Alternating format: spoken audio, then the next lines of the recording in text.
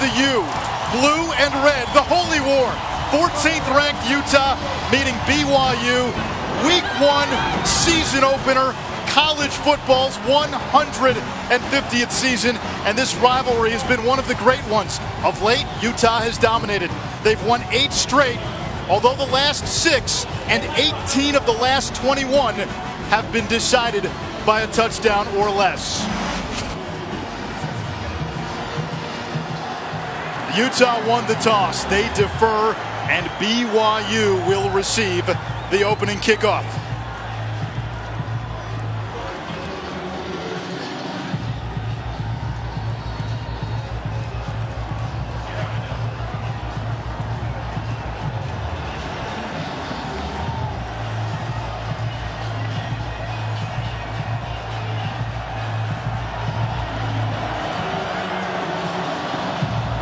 Andrew Stroud, grad transfer from UCLA, to kick it off for Utah. And BYU will begin at its own 25-yard line. Good evening from Lavelle Edwards Stadium in Provo and East Schroff, alongside the former Longhorn Ahmad Brooks. Chris Budden is down on the field. There is a lot at stake and a lot to like about Utah in 2019. Frankly, they can dream big in Salt Lake City. You're absolutely right, and I think it starts with head coach Kyle Whittingham, who's established a culture that's built on toughness and talent. And boy, are they littered with NFL talent on the defensive side of the ball. The secondary is splendid. They've got guys that fly to the ball. And in addition to that, offensively, they've got some skilled players tonight that we'll see that are returning from injury. Could be the best collection of 3 skilled players in the Pac-12. Zach Wilson will throw on first down, and it's incomplete. Looking for his favorite target, the tight end, Matt Bushman. This Utah defense, one of the best in the country a season ago, especially against the run. They return 3 all-conference players on a vaunted defensive line. And Zach Wilson, the quarterback for BYU, sophomore, took over as the starter midway through last year. He'll hand it off to the grad transfer from South Carolina, Tyson Williams, who picks up 3, and it sets up a 3rd down and 7. Wilson grew up a Utah fan. Just outside of Salt Lake City, Utah was his dream school.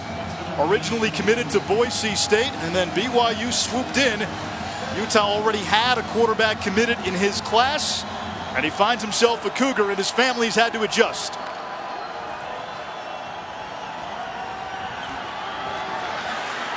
Brought in by Bushman near midfield.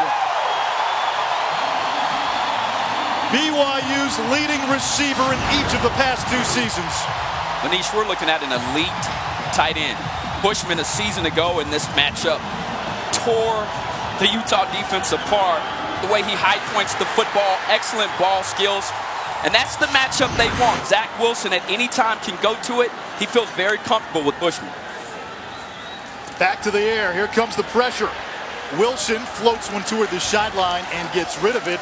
Terrell Burgess on the safety blitz. And protecting Zach Wilson is a communal effort for BYU. He took 23 sacks in his 7 starts. And the coach just told us a lot of those were because he held on too long. Yeah, it's a combination. Pass protection breaking down, wide receivers maybe shortening their routes or not getting into their route. There was a number of things. They're going to try to clean that up this season, and if they want to be an elite team, they have to. Aleva Hifo on the fly sweep, and he is erased for a loss. It sets up 3rd and long. Francis Bernard, the BYU transfer, in the backfield. He's a very sharp young man. He's got great football intelligence. That time they're dissecting the fly sweep, and that play is designed to make sure that you can hold these defensive ends that are extremely good, and I think that's a play that they want to sprinkle in and out. But this is a situation they don't want to be in, a 3rd and long situation where now you're relying on your outside perimeter players, where that is not BYU's strength, to convert. Bushman, the tight end, lined up at the bottom of your screen.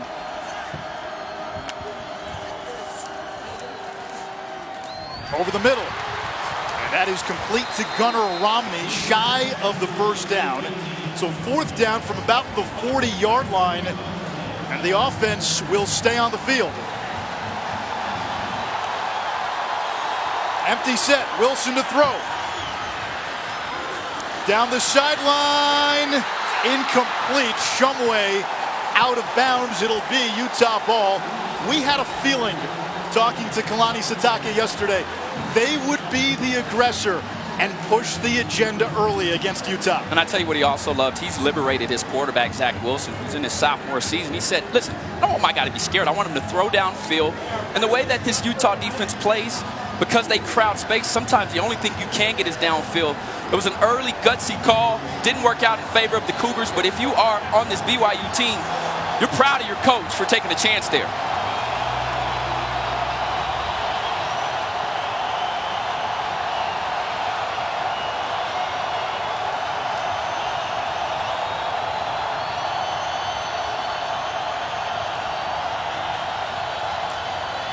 On first down, the give to Zach Moss. And he bullies to the 45, a gain of 4. Let's check in with Chris Budden downstairs. Well, this is a friendship between two head coaches. Kalani Sitake was an assistant under Whittingham at Utah for 10 years. And even though they're now at rival schools, the friendship has remained very close. They're golfing buddies. And on a normal week, they would talk once a week, but they haven't spoken since July. Sitake telling me he wanted to keep this rivalry intact. There was a lot of hugs before the game, but they're not on hold now. They haven't been talking. People in this state have talked about this game since March. Here's Moss using a stiff arm and picking up a first down. The return of Zach Moss, so big for Utah. He missed the last 5 games of the season with a knee injury. Still ran for 1,000 yards. He's done it in 2 straight seasons. And he's got a chance to lead here as the school's all-time leading rusher. He's the real deal. And when you watch him on film, some of the characteristics that he possesses, first and foremost, his explosive burst, his ability to accelerate quickly, and then he has above average speed. But this is a kid that broke a lot of tackles last year and had a lot of yards after contact. Play action. And that one drops incomplete. 2nd and 10. Tyler Huntley, like Moss, missed the last 5 games a season ago with a broken collarbone. That was his injury, and durability's been a question for Huntley the last 2 years. He's missed 8 games combined. So his offseason plan and his goal for this year, play in every game. He's transformed his body. He's added 25 pounds. Did so by eating 4 meals a day, all before noon. Is that possible? Wow.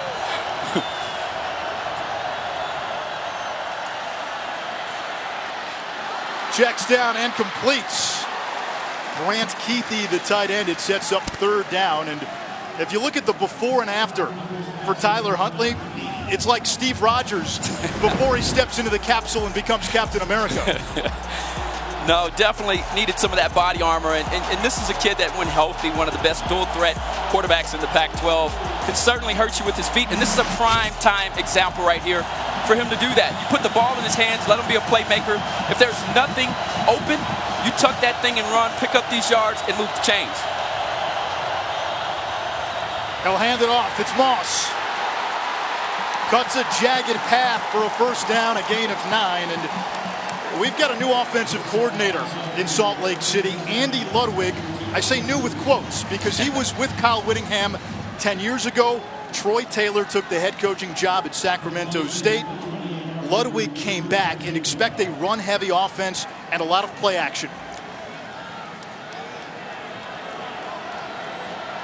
Freshman tailback Jordan Wilmore into the game for Utah. BYU showing blitz. Here's Wilmore. Ran into a roadblock, maybe a yard, 2nd down. The strength of this BYU team, its defensive line. Defensive coordinator Elisa Tuiaki told us he feels he's got considerable depth. They may not have the stars on defense like they did a year ago with Sione Takitaki and Corbin Kaufusi. It's the Gestalt approach, the sum greater than the whole, or the sum greater than the individual parts.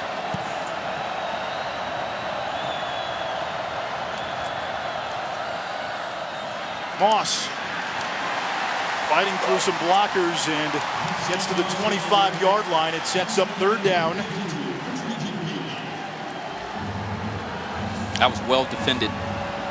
And the one thing about Moss is you've got to wrap him up. You can't come in there and tackle in a wimpy fashion. You better bring everything you've got, your pads, and push him backwards, because if not, with his size and his determination at 222 pounds, he'll pick up yardage after you hit him.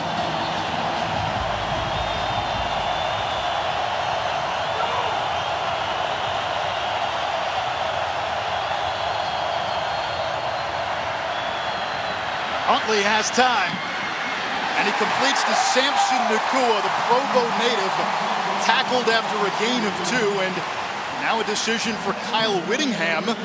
Last year, this was an easy decision, kick a field goal. You had Matt Gay, a former Groza Award winner. Now it'll be Andrew Stroud, just 2 career field goal attempts. Grad transfer from UCLA, not on scholarship. Kyle Whittingham wants to see some production before he makes that call, and he is a left-footed kicker, attempting one from 41. This would be a career high.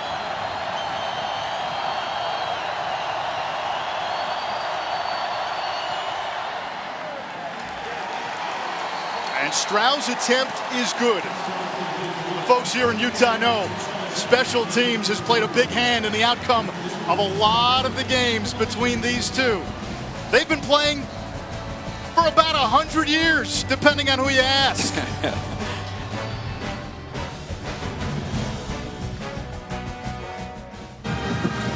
Anish Shroff, Ahmad Brooks, Chris Budden from LaVell Edwards Stadium in Provo, the Holy War.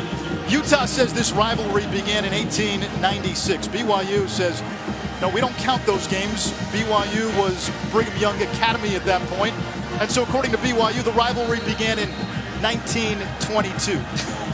Discord sows drama, and the one thing that has been constant has been the amount of drama in this series history. It's not a good rivalry unless you fight over stuff like that. We can't even agree on when we started disagreeing. Dax Milne stumbles to the 20-yard line, and that's where Utah will begin. Zach Wilson, the quarterback for BYU. Excuse me, that's where the Cougars will start. His dad played defensive tackle at Utah. Uncle's a big Utah donor. Zach grew up a diehard Utah fan. In fact, his family had season tickets next to Kyle Whittingham's wife. He was going to Utah camp since he was 7. That's how he got to know Kalani Sitake, a one-time Boise State commit. Ended up signing with BYU when Kalani Sitake made some big changes to his offensive staff.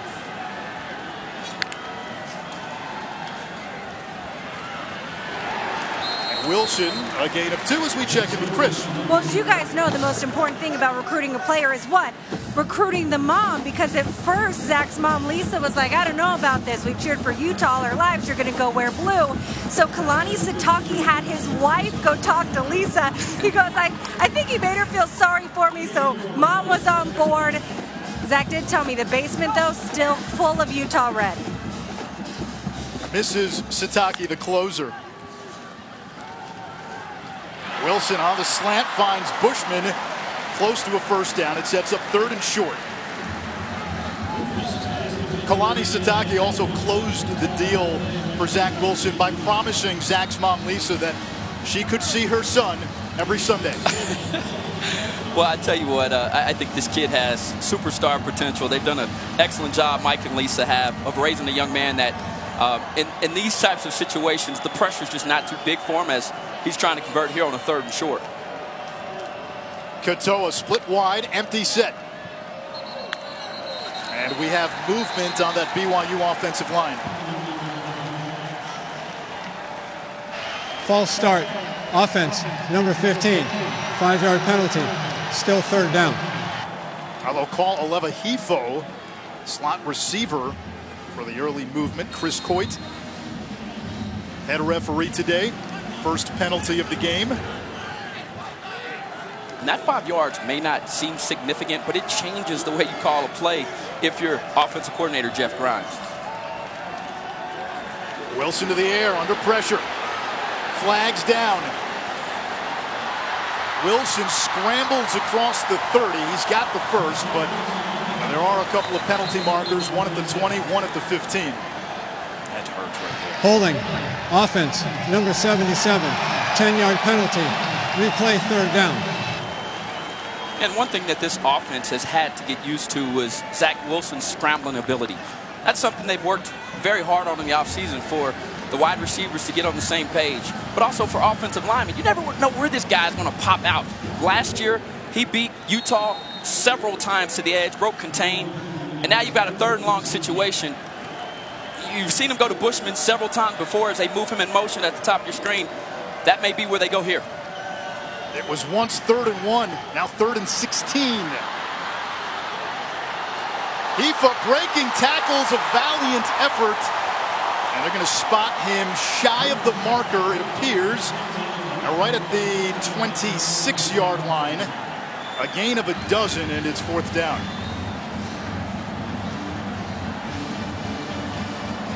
Punt team comes on. And if you're BYU, you're walking off the field thinking we shot ourselves in the foot. You know, you have an offsides penalty and you come back and you get holding. They've got to clean that up. This is not the type of team that you want to give opportunities to, especially against an already stingy defense that's licking its chops with the opportunity to get off the field quickly. You wonder how much of that first game jitters. Britton Covey lets this one bounce, scoops it on a hop. Covey, a two-time All Pac-12 punt returner.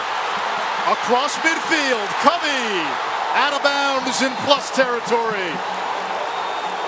Britton Covey grew up dreaming of playing in this stadium, and he gives Utah a jolt of momentum.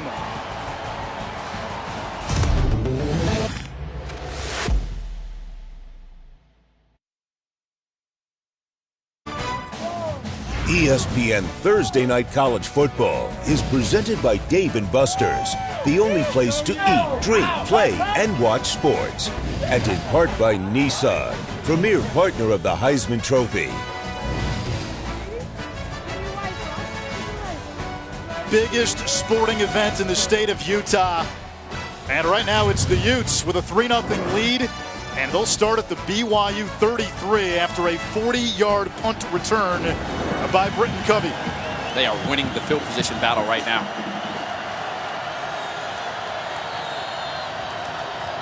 Out of a 2 tight end set. Here's Moss, and he's tripped up behind the line of scrimmage. Zane Anderson, the senior captain, injured most of last year with the stop. That's an outstanding play there. And I think if you've watched film, 53% of Zach Moss's yards a season ago came on first down. I mean, this kid, they hand the ball off to him on the first down. If I'm BYU, I'm selling out each and every time, preventing this young man from getting ahead of steam. Moss also had 634 yards last year after contact. Yikes. Moss gets it on the zone read. Forces his way up the middle, tackled by Daw. And a 3rd and long coming up, and don't be surprised if this is another run. This could very well be 4-down territory. It could be 4 down, or you know, after you kick a field goal like that, you're right, maybe you're just trying to get in a comfortable field goal range. But Tyler Huntley has not been a difference yet on the ground. These are the types of plays where he can buy time with his feet if the play breaks down. And if you're BYU, they like to heat up the pocket on 3rd down and put pressure on the quarterback.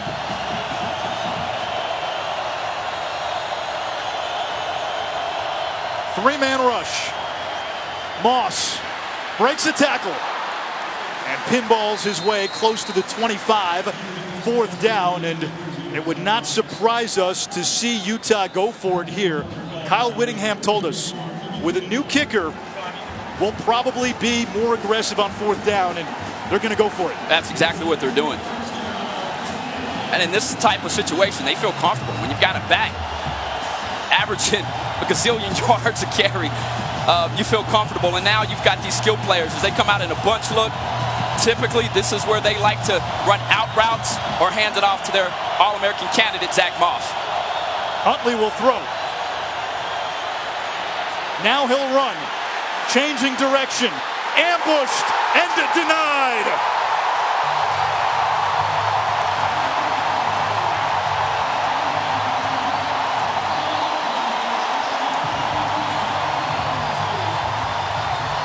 That'll get these fans out of their seats. Excellent response from this BYU defense. Your offense puts you in a poor spot. You come back here, your special teams, you get a big-time kick return, and now all of a sudden this defense is back against the wall, and they flat out just flew to the football. This is an aggressive defense, and talking to the staff yesterday, they said we don't really have a lot of standout players, but what we do have is we got a lot of hard-working guys, and they grind. So Utah unable to capitalize after excellent starting field position. And BYU gets it back. It's a reverse. Olevahifo got a block from his quarterback, Wilson, to spring him for a first down. I like that play call from Grimes. Mixing it up, misdirection. How do you beat teams with extreme speed? You get them going one direction. Watch this defense. Boom, going one direction, and now they've got to transition. And when you put your big boys on skates like that up front, it can work for you in your favor if they get no push, and that's exactly what happened. Excellent job by Zach Wilson getting out in front and trying to make something happen. That's got to be received by the rest of the team, right? Oh, absolutely. Quarterback out there throwing blocks week one.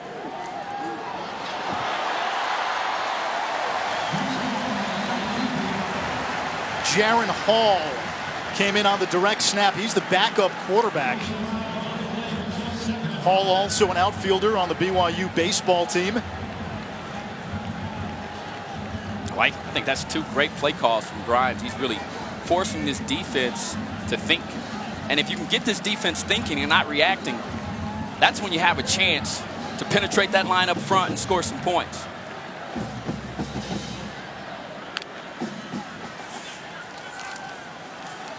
Wilson with time. Floats it downfield. Good coverage. And it's incomplete. Josh Nurse, the converted receiver, step by step with his man.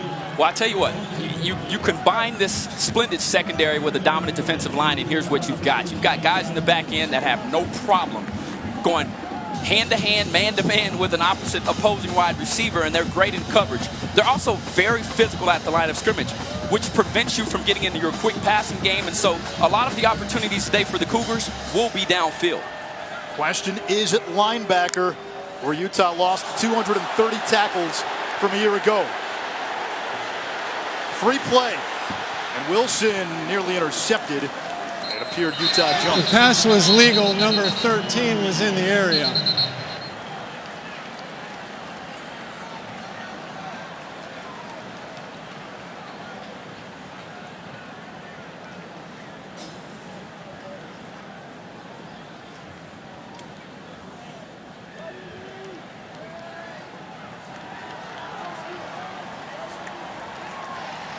Offside. Defense number 6 in the neutral zone at the snap.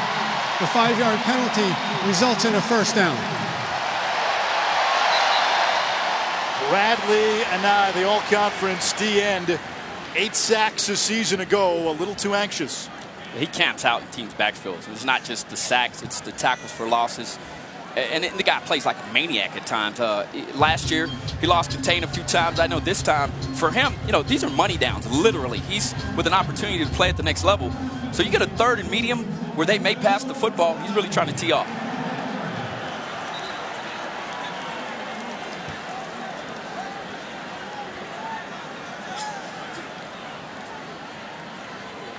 So it'll bring up a 3rd and short after the penalty. Lopini Katoa in the backfield with Wilson.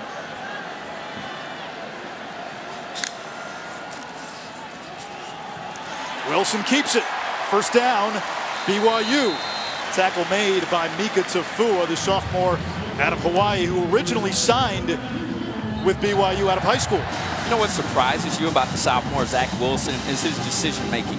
Even last year, playing like a freshman in this rivalry where it's bitter and they're trying to throw everything at you, composed, poised, and made big plays. Just like there was a great decision to pick up the first down and move the chains. Toss to Katoa, leading rusher a season ago, and he brings it into Utah territory as we come up on a minute to play in this opening quarter. Ahmad, you and I were here for Zach Wilson's first career start, middle of the year against Hawaii, and he didn't look like a true freshman, young by BYU standards, 18, 19 years old, poised, marched his team downfield, and really changed the momentum, not of just the season, but of the program, knowing he's your guy for the next 3 years. You're absolutely right.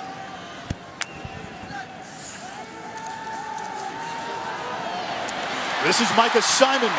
Another first down for BYU at the 39 of Utah. Once again, the maturity of Wilson, right? They rush 4 guys. That's what Utah likes to do, and then they drop 7. Where does he go to? His check down, right underneath. So when they create that space, Wilson has to identify that and then know where to go with the football. That's something he and offensive coordinator Jeff Grimes have worked hard on. Low throw. And Tyson Williams' knee was down. A gain of 4.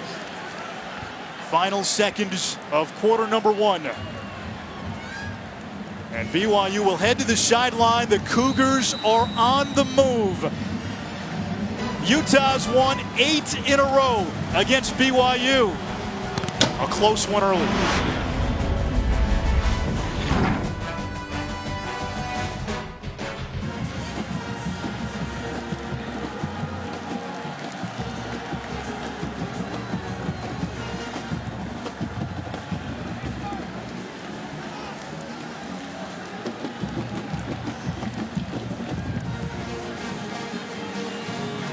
This is a game you expect Arizona State to win, but you cannot underestimate how big this opening weekend is for the Pac-12, especially after last year. Big play, Tyson Williams, the South Carolina transfer, rumbling for 18. Yeah, he's going to be there, steady, back in the backfield. And this coaching staff said, listen, when he came in, he knew what to do. He knows how to take care of his body. And he's really stabilized that running back room. He won this job doing exactly that, being a leader, but most importantly, playing the collegiate game like a pro. BYU going quickly. Wilson over to Bushman, thrown down shy of the 15.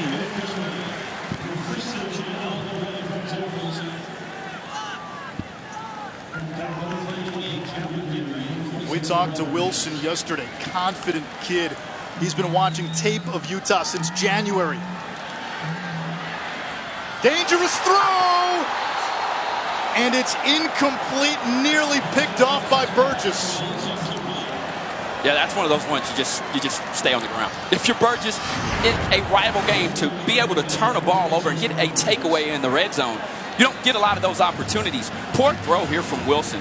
And here's what happens when you have that much athletic ability. Sometimes you rely on it too much. He and Bushman were off. They weren't on the same page there. You could tell. Bushman turned his route up. Wilson was expecting him to set it down, and that almost was a costly turnover here in the red zone.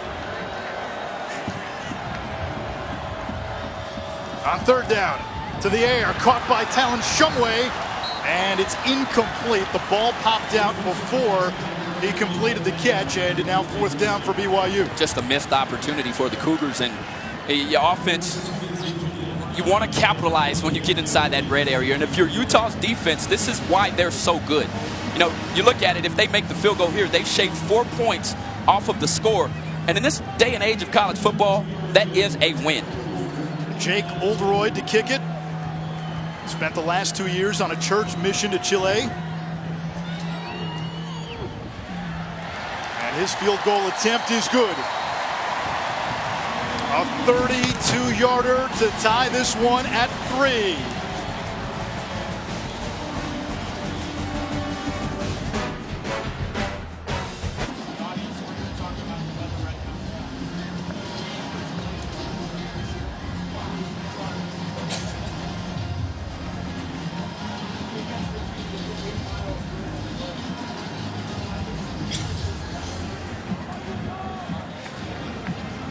How about those numbers by Travis Etienne? 205 yards on less than 15 carries. Meanwhile, the wind has picked up in just the last few minutes. 3-mile-per-hour wind gusts, if you want to call it that, at kickoff. Up to 20-mile-per-hour winds now. Certainly changes the way you throw the ball downfield, and even in the kicking game here, it could make the difference. And both of these teams have what you would call inexperienced kickers. BYU, Oldroyd coming back from a mission. Kicking a question mark for Utah. And a special teams blunder by the Utes.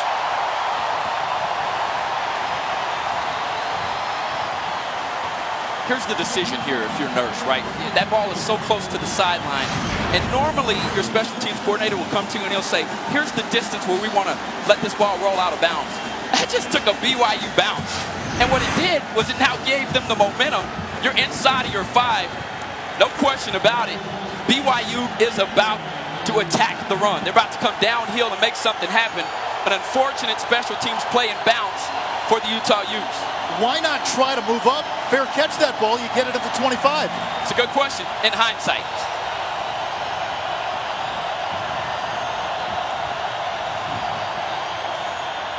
Moss on first down. Breaks a tackle. And Zach Moss, we told you about the yards after contact.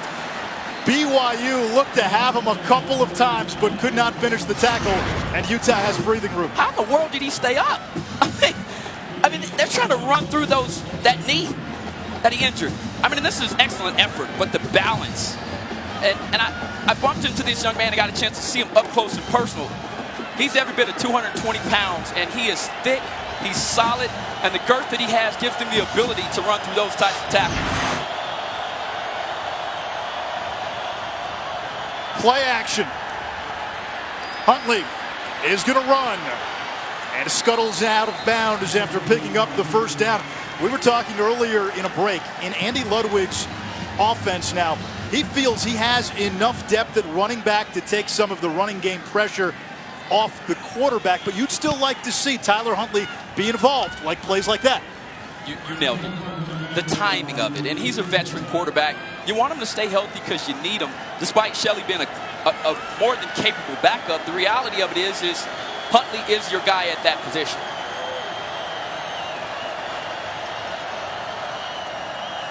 Huntley with time. Wide open, and it's dropped. Grant Keithy, as alone as Johnny Harline was. Oh, man. And the BYU's game plan is to make Huntley beat them with his arm. And we were told that yesterday in meetings. And then when you look at it here, just a cross route coming from the backside, he occupied space. He found the right thing. You're trying to run the football before you catch it. And every wide receiver knows you got to catch the ball first.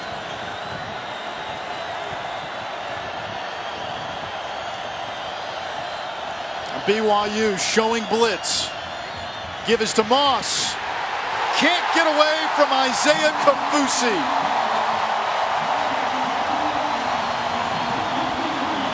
I'm not sure what the Kafusis are eating at their Thanksgiving meal, but man, they produce ballers. And I'm talking guys that are relentless pursuers of the football, and they will attack you. And this family has plenty of bite.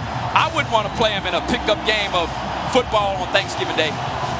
Isaiah and cousin Jackson, linebackers, or brother Jackson are linebackers. Cousin Devin is a D-end. Devin's brothers, Bronson and Corbin, very productive at BYU. Bronson's with the Jets. It doesn't end there either. Delay of game, offense, 5-yard penalty, still third down. Here's where a rivalry game is very interesting, because when you talk about momentum, the ebbs and the flow of the game, here's what happens.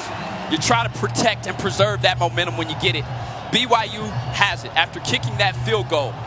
After a nice play inside of the 5, now you come back, you get a penalty. You have Kafusi tackling one of the best running backs in the country for a tackle for loss. They are rolling. If you are Utes, I'd run the football here, try to get what you can just so your punter is not in the end zone. And they listen to you. It'll be Huntley on the zone read. Kafusi with a big fist pump. He had a big hand in this defensive series for BYU, and Utah will have to punt. And speaking to Coach Kalani and listening to all his comments throughout camp, he was really impressed with the way that this defense handled themselves during camp. They're a group that's together, and you saw right now, I think you're about to see the identity of them. That's run to the football, pursue it with everything you've got, and when you get there, drag down ball carriers. 24-year-old true freshman Ben Lennon will punt it away. Spent 4 years in the Australian Rules League. And it's down at midfield, a 40-yard punt. BYU takes over with terrific field position.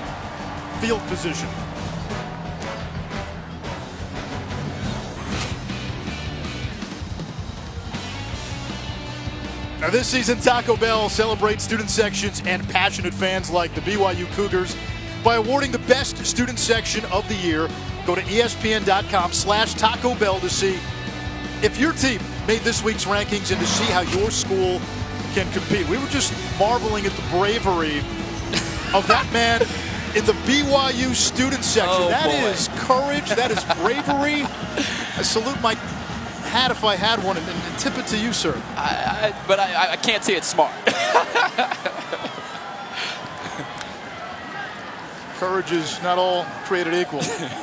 Little wounded duck near the sideline and caught by Gunnar Romney, sophomore from Chandler, a gain of 8. Oh, he's flashing that big arm now. You're on one hash and you're throwing out to the opposite side of the field. And that's what has the 20 NFL scouts that are on hand tonight thinking that this young man could be a special player. That's a great first down call. You get into moving your chains into a nice rhythm and momentum. Let's see if this BYU offense can keep it up and put their foot on the gas. And that's a dangerous pass. You've got Jalen Johnson lined up there for Utah, one of the best DBs in the country. Wilson flushed. Intercepted! Picked off by Utah. Francis Bernard, the former BYU Cougar, runs it back.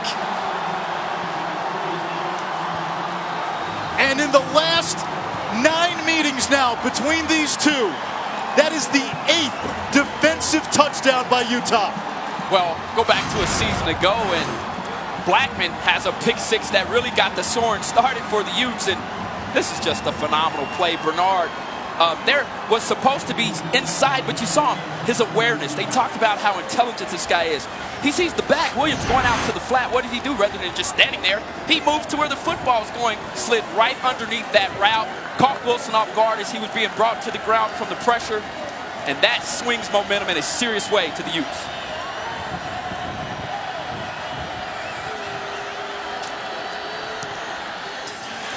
The point after is no good, and that snaps a streak of 182 consecutive made extra points for Utah. That was the 3rd longest streak in the country. But the defense answers the bell for Utah with momentum on BYU's side. Francis Bernard, a pick 6. Strauss, PAT, hits the upright.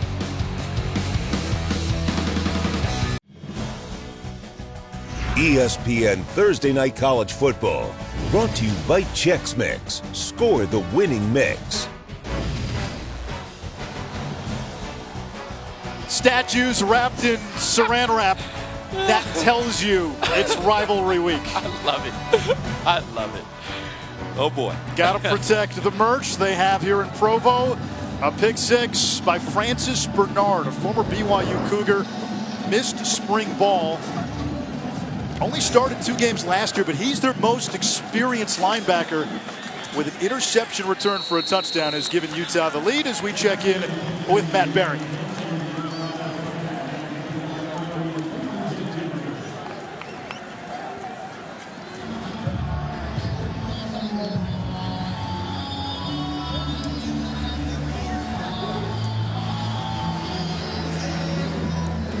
Jack Rabbit Slim. Tell you what, the Missouri Valley Conference, that is the SEC of the FCS, in South Dakota State is one of the better programs in the FCS, always in the mix to make a deep playoff run. You're right. There's always one FCS team a year that surprises one of the big boys in college football.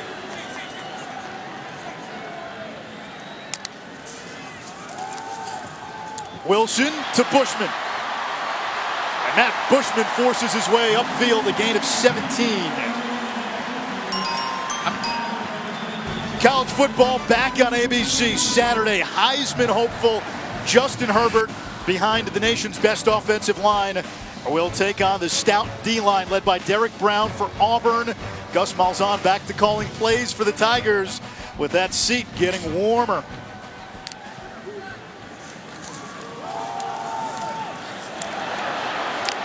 Good vision there by Lopini Katoa, the team's leading rusher last year.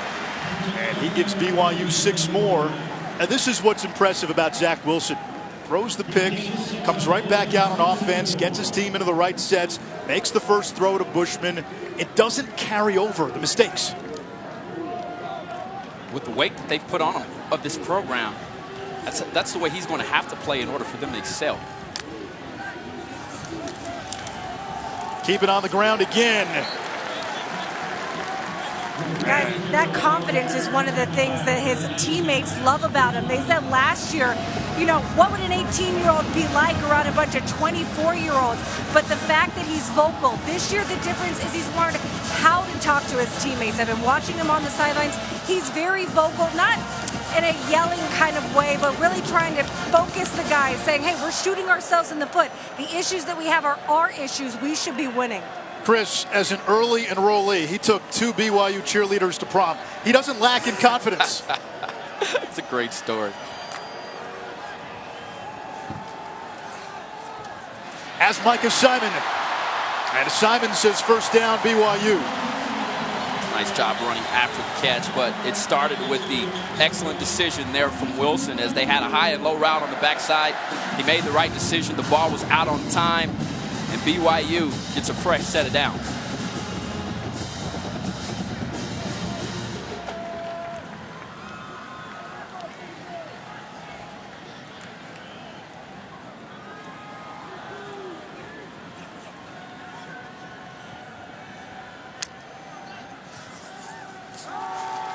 Wilson in trouble, gets away, buying time, looking downfield. Now he'll run, gets a block from Katoa. Wilson into the red zone. A night at the Improv for the sophomore. Now that is what you call a guy that is on his verge of becoming a program changer.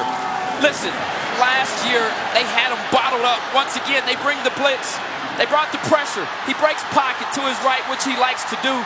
But these moves, the kid runs so smooth. And, you know, he ran track in college and, in high school. And when you look at him, you're like, he's not moving that fast. But he continues to create separation, especially when his stride opens up.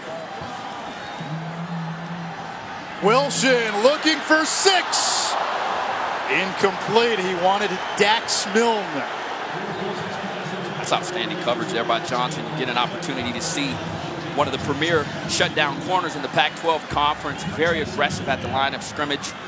And as a gym rat, if you will, the guy's always in film, really trying to do his best to mix up his looks on that side of the ball. That was outstanding coverage. And I thought last year, BYU was handsy on the outside, and the coaches commented on that. They felt like there was some pushing. And they told their guys, hey, we need to be aggressive as well. Tyson Williams breaking a tackle, stays in bounds, and falls backward. And they'll say he stepped out of bounds at the 8-yard line and sets up 3rd and short. Now the question for BYU, we know Zach Wilson is a star in the making.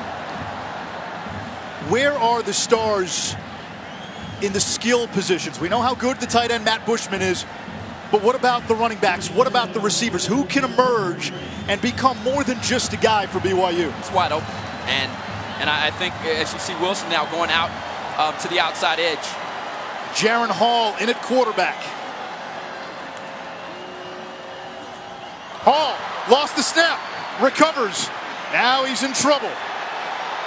And Leki Fotu brings him down back at the 21-yard line, a loss of 12. Oh, man. You know, they went to it early, the Wildcat, and it worked for him. This time here, you know, it's not a great snap, but he's not used to taking a snap. It's off to his left. You still got to be able to track that down. And sometimes, as a quarterback, you take your eyes off of that ball to try to read, to go to your read first. That time too soon. A huge mistake there for the Cougars. So now a field goal try from Oldroyd. 37-yarder. This one is up and good. Couple of times now, BYU missed opportunities. Had a 3rd and 1 earlier, then 2 penalties. 3rd and short, ends up with a field goal instead.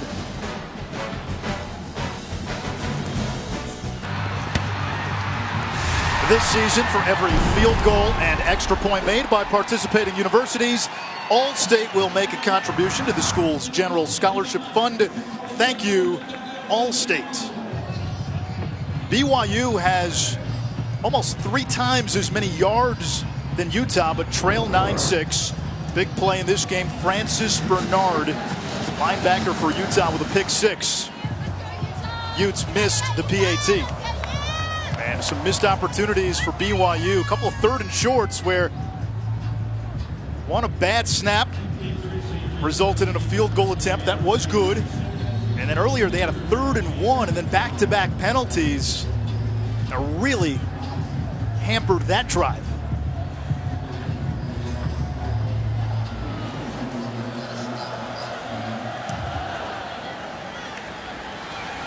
Utah will take it out to the 25-yard line.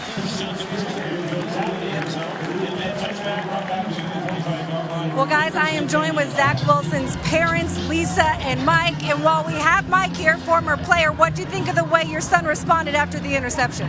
You know, I think he did a good job. I think he came back and didn't seem to faze him.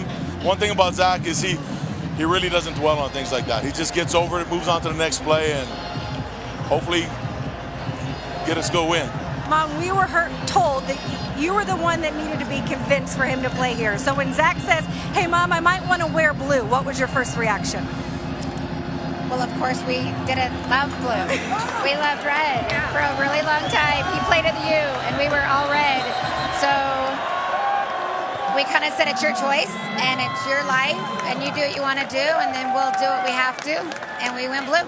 So Kalani says he got his wife involved. What did his wife tell you to convince him that this was a good place to play?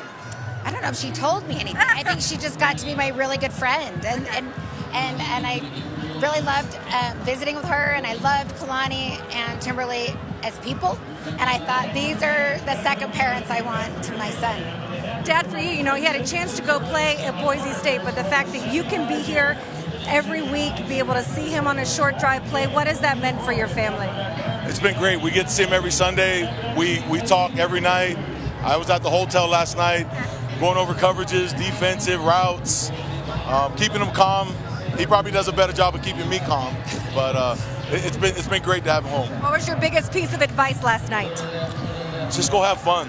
Just enjoy the experience, and not a lot of guys get to do this. So just really relish the moment, live in the moment, and enjoy it. So what happened to all the red clothing? It's on the very top of my shelf, because I have 4 sons. I never know. We hope we stay blue. We hope we stay blue for 12 years, but you never know. What are the emotions like as you, as a mom, watch your son play? I cried for about 4 days, and I was super upset and sick to my stomach. I couldn't sleep. I was up all night. And then today, it just hit me, and I thought, I can't save him. I can't change it. I can't do anything, so I'm just going to have a blast and hang out and love the fans and love our family. You told me something great before the break of what Zach, the first thing he thinks of when he throws an interception. What is it? He said, my mom is freaking out.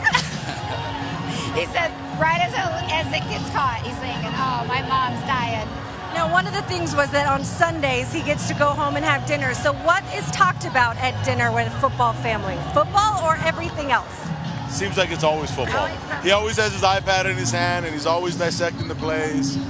He honestly wears me out, and I love to do it. He has a tendency to wear me out. So. Well, I really appreciate the time. Thank you, Lisa, Michael. I appreciate it. Thank you. Have a good one. Go Cougs! Guys. What Mike Wilson said about always having the iPad out. We found that out yesterday. Yeah. This kid's a film rat, and he watches college games. He'll watch Dak Prescott. He'll watch Patrick Mahomes. He was watching tape on BYU Utah from a year ago, back in January. He said it got to the point where it was too much, and I had to disengage just a little bit.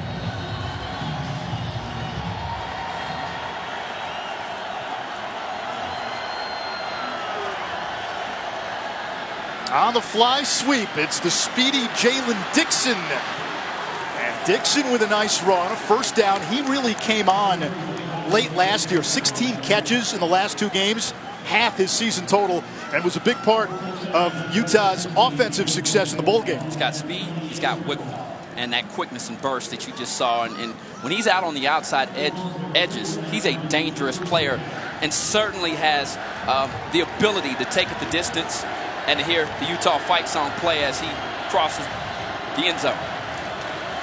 Moss. First guy who hits him can never seem to take him down, and that ends up as a 9-yard gain. But here's what makes him so special. The vision there, the patience, the ability to wait for the hole to open up and then to accelerate through it. Moss is a special back. Play action on 2nd and 1. Huntley downfield, nearly intercepted by Zane Anderson.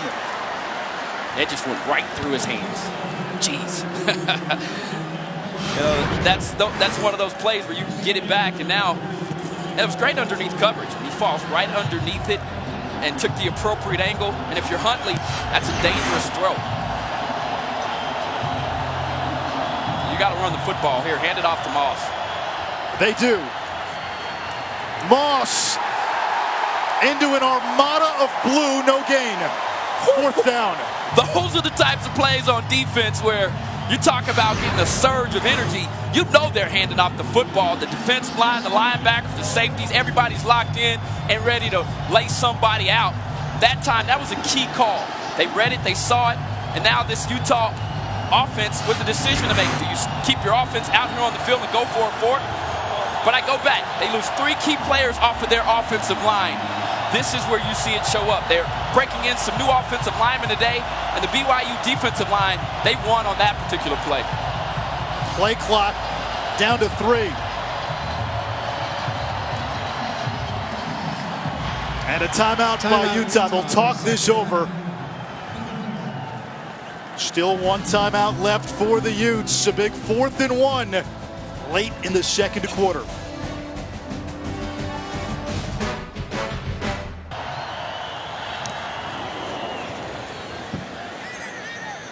Utah chose to punt it away on 4th down. A good kick, pinning a BYU inside the 10-yard line. A 41-yard punt by Lennon. BYU's defensive coordinator, Elisa Tuiaki, told us if Utah is going to beat BYU offensively, Utah has to do it through the air. And you said it before we went to break. BYU's teeing off against the run. Well, I mean, think about it. When you've got a player with Moss's ability, that's the smart thing to do. And the one thing you don't want to do is let Moss run rampant out here and embarrass you and your team. And they're selling out right now, and this defense as a whole is taking that challenge on and doing a good job of preventing a very good back from popping a big one. Wilson will keep and slides down. This might be targeting. Julian Blackman hit him. A quarterback going into a slide is a defenseless player. Awfully close. And that's one of his best friends, Blackman. And, geez, and it was an ugly slide. Let's just face it. He was caught in between here. He was like, do I slide? Try to get an extra yard. And to me, it looks like a clean play when you watch it here, but it did not look great when you saw it live, but after seeing that replay, it looked like a clean hit. Wilson has to make a decision. Slide or stand up and run. A 4-man rush. Wilson steps up, and down he goes. Mika Tafua, the sack. Coaches told us he's made the biggest stride since last year, and now this rivalry is heating up. He has outstanding ball get off, and his hands here against the right tackle was outstanding. I mean, he gets his hands off of him. And this entire defensive line, they do a great job of making sure that blockers can't get those grippers on them. And it's getting a little testy as you're hearing the reaction from the fans on the Jumbotron of a little extracurricular activity.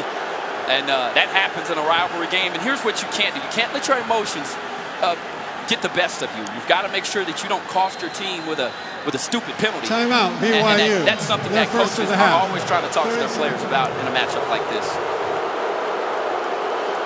A timeout by BYU, 2:35 to go in this first half. Ahmad, you played at Texas. You had rivalry games against A&M and Oklahoma. What's the hardest part about keeping those emotions in check in that game? Well, you build them up. BYU on 3rd and long. It converts. Aleva Hifo at the 25, a gain of a dozen. Yeah, if you want to be a star.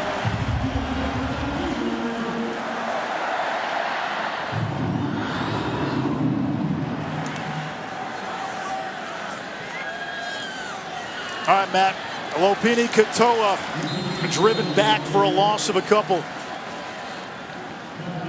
Francis Bernard getting in the backfield along with Tafua. Approaching 2-minute offense. Keep in mind, Zach Wilson told us in our conversations that this is the time he really likes to use his feet when you're dropping numbers back.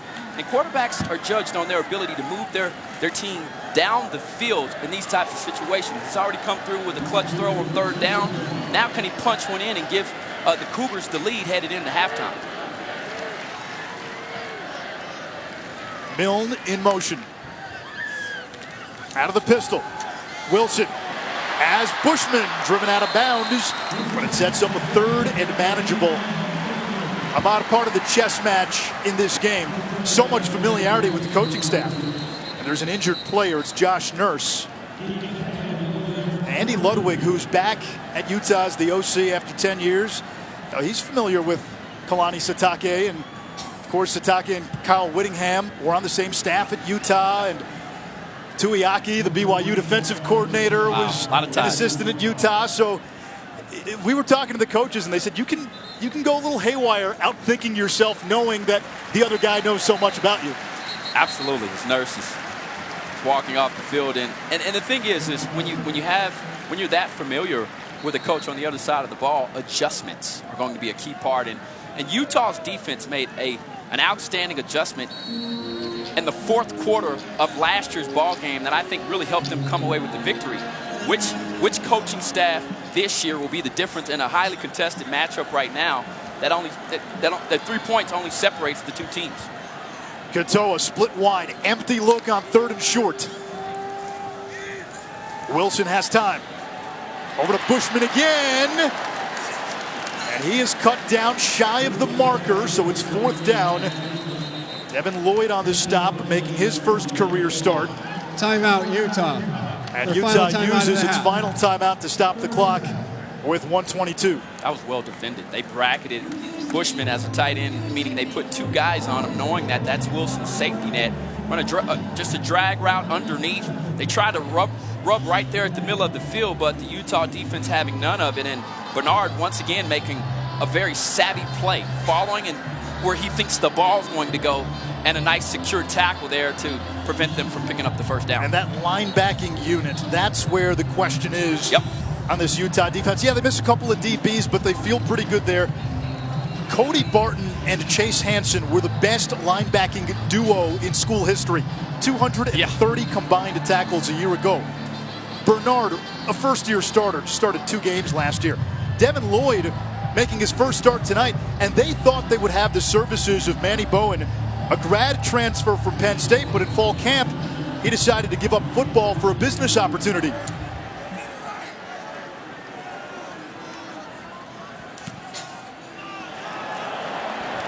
Terrific punt. Covey. Wow. Reversing field and thrown down. What a play there. Special teams.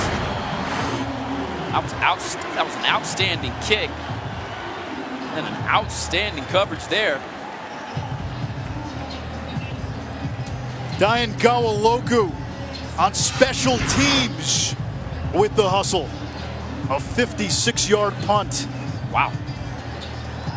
So 1:15 to go. Utah will start inside its own 10-yard line.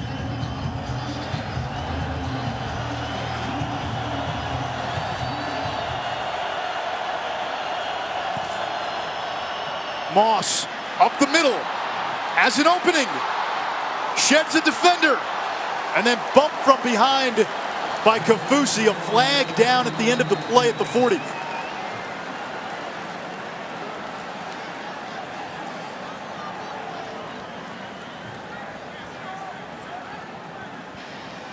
Personal foul, face mask, defense, number 5. 15-yard penalty added to the end of the play. First down. It's Gawaloku. After making that outstanding special teams play, just goes high. And Moss right now, that's the type of play. You know, if you're BYU, they've only got 14 yards passing the football. I think you continue to try to stop the run and sell out even in a 2-minute situation. So Utah from its own 8, now to the 49 of BYU. Huntley goes down hard. Flag back at the Utah 45. Offense, this number likely 50. coming back. 10-yard penalty. Replay, first down. Remember, Utah out of timeouts. Here's where you hope your experienced veteran quarterback Huntley can get this offense in and out of their plays. Costly mistake there on the Utes offensive line as you push yourself back after a momentum from an excellent run from their running back, Moss. 3-man rush. Huntley near side. Keithy driven back immediately by Austin Lee, the leader of that BYU defense. And it's 2nd and long now. Clock continues to run. Utah all out of timeouts.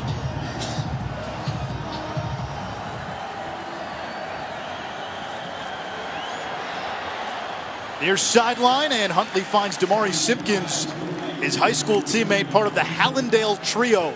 Simpkins, Huntley, and running back Zach Moss all went to the same high school, only played together for a year, and that was in South Florida. Yeah, Simpkins has matured. They've been waiting for that guy to have a breakout year. He's got the right skills, and now I think if you're the Utes, you're just trying to pick up enough yardage to get into field goal range and try to put one through the uprights. And if you're BYU, you want to keep everything in front of you. Do not give up an explosive play or something over the top. 11 seconds to go in the half.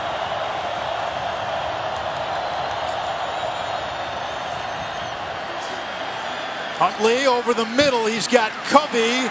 He's tackled, and Utah's not going to get another playoff, and we will go to halftime with Utah holding a 3-point lead. BYU, more yards, move the ball offensively with more ease, but as has been the case so many times of late in this rivalry, turnovers and a pick six, an interception return for a touchdown by Francis Bernard, the difference so far. Who's going to be the difference maker? Who's going to be the guy in the locker room that comes back out wearing the S on the chest? That's what they need. Utah 30 minutes away from making it 9 straight over BYU. Time for halftime. Matt Barry in the studio.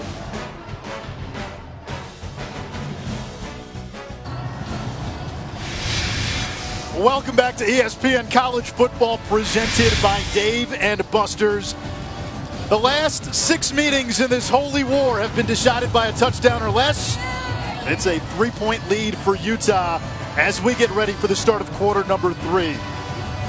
We take a look at tonight's game flow, brought to you by Progressive. Yeah, it's been a night of miscues for both sides. It's here at BYU with a 3rd and short inside of the red zone, bobbled snap, and then Zach Wilson with a costly mistake that led to a touchdown for Utah, the only touchdown of the game. But Utah, they made their mistakes.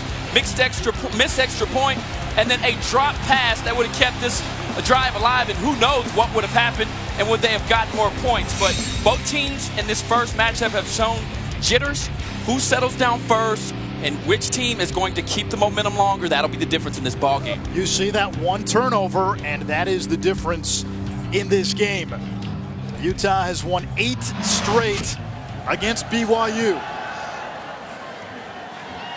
Fair catch is called for. Utah ball at the 25. We check in with Chris Budden. Well, Kyle Whittingham told me the second half will come down to 2 words: explosive plays. He was very frustrated with his offense, their ability or their inability to move the ball down the field. They'd like to take some shots.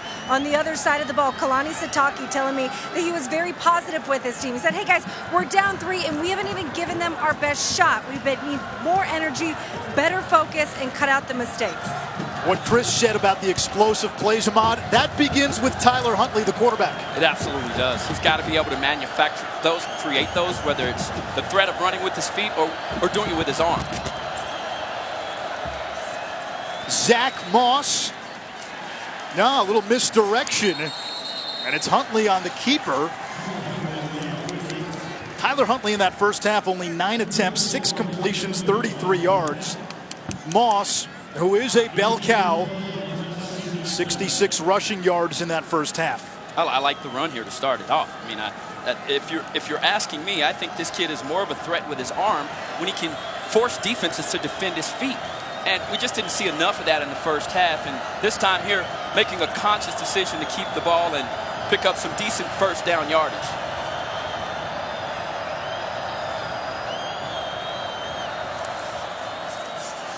Now Moss got a good block. Moss powering across the 40. The strength of 20 men on that kid. Well, and you said it, but here's what's new in this Andy Ludwig offense. You saw Huntley there go under center. I can tell you right now, 90% of the time when that guy's under center, number 2 is going to get the football, Zach Moss, and that was power football. I mean, they just line blockers up and allowed their running back, their star tailback, to create some yardage there and to move the chains. On the zone read, Moss.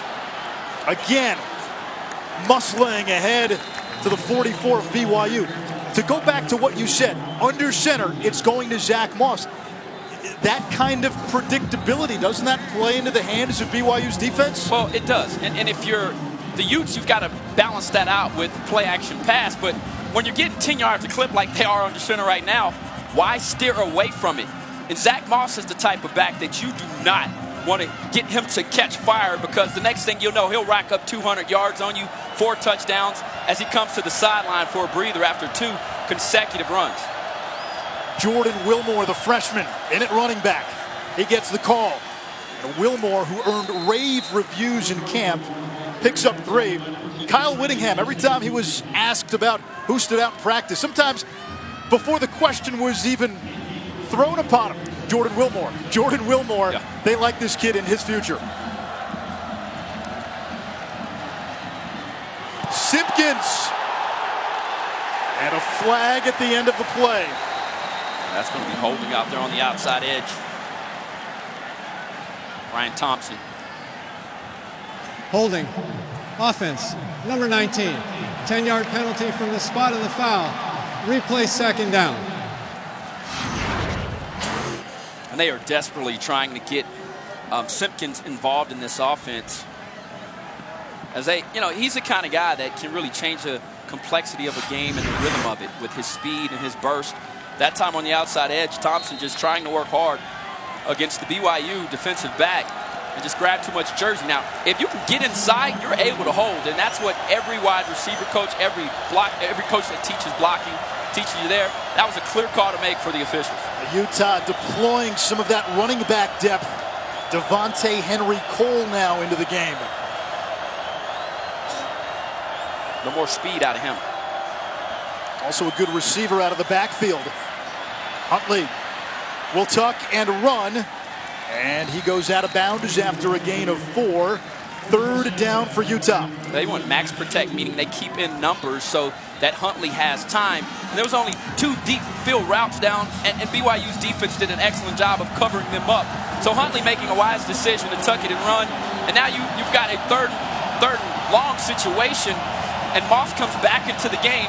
And I think where Moss's game can really grow is if he can be utilized in the passing game, because teams are going to key on him. Can he be a guy that can run a swing route, be a mismatch on a linebacker, and still be able to get touches? Utah 1 of 6 on third down.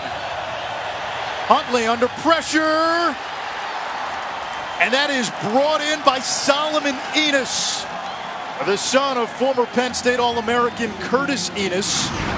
Dad, the 5th overall pick in that great '98 draft. What a clutch play.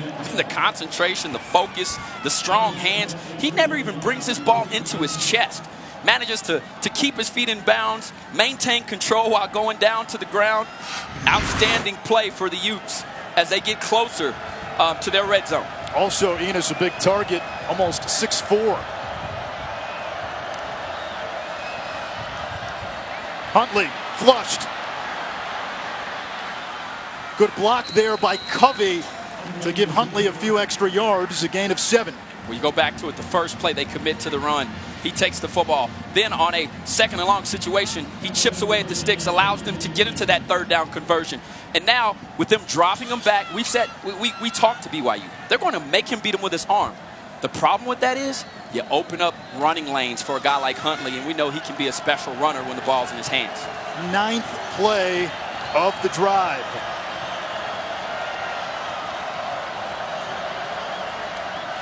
Moss powers for a first down. He's fun to watch. I mean, just the way that he explodes to the hole, outstanding. New this year, our PlayStation Player Impact rating. Zach Moss, a 96, and that is the best of any running back returning this season. Basically, it means when he's on the field, that's how good his team's performance is. That's what the rating calculates. What the team's performance is like when that player's on the field compared to when he's off. Huntley sprinting to the outside. And another first down for Utah, but hang on. We do have a flag at the very end of the play, and now more laundry.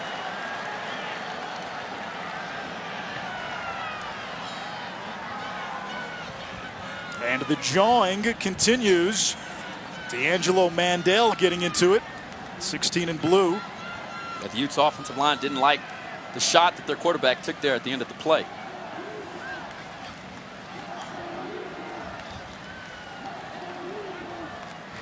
There are 2 fouls, both by the defense. After the play, personal foul, late hit out of bounds. Defense number 12, half the distance to the goal. After the play, unsportsmanlike conduct.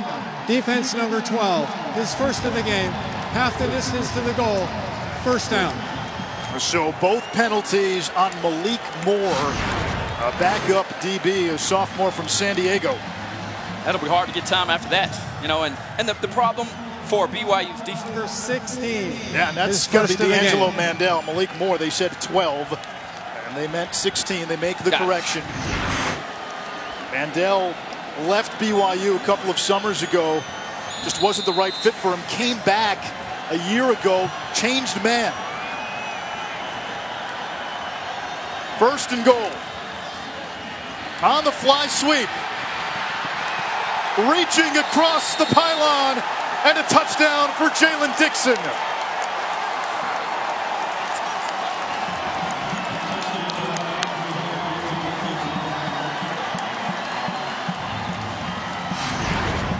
This cat is fast, okay? He's a cheetah out there on the field, and Dixon runs track, and he's explosive. You saw the angle there. He just totally destroyed the angle of the BYU defender. No chance when you see this kid's numbers or when he has space. Andrew Stroud now for the point after, and he missed a PAT in this game earlier. He's a left-footed kicker, and Utah told us that the holder Ben Lennon, 24-year-old freshman from Australia, there was some difficulty in spinning that ball on the hold, and that was an issue early on in camp. They will review the last touchdown. How does Dixon get that ball inside the pylon before he goes out of bounds? It was very close.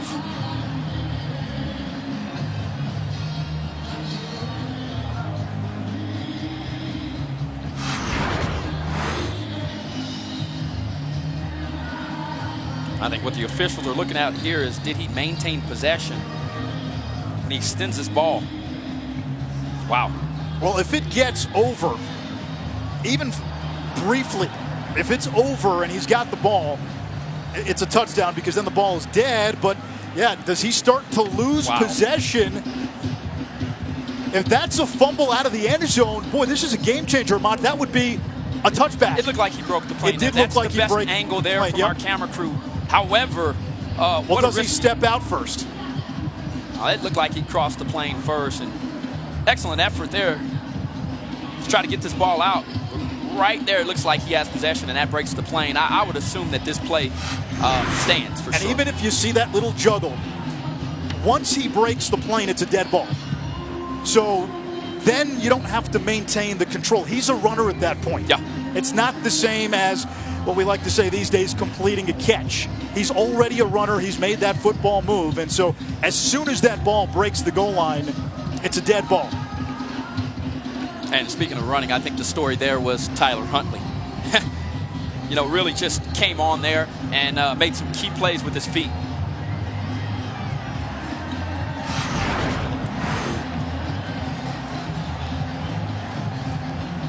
On first glance, it looked like he got in. After review, the stands. The ruling on the field of a touchdown is confirmed.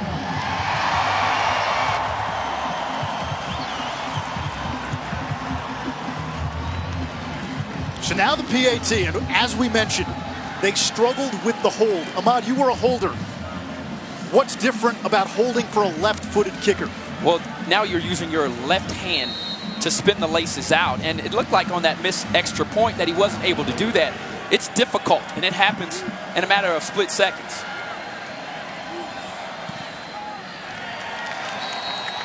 And this kick is good.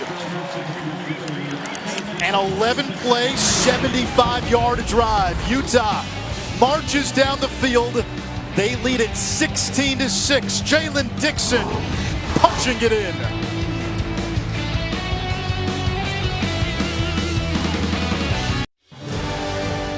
ESPN celebrating 150 years of college football.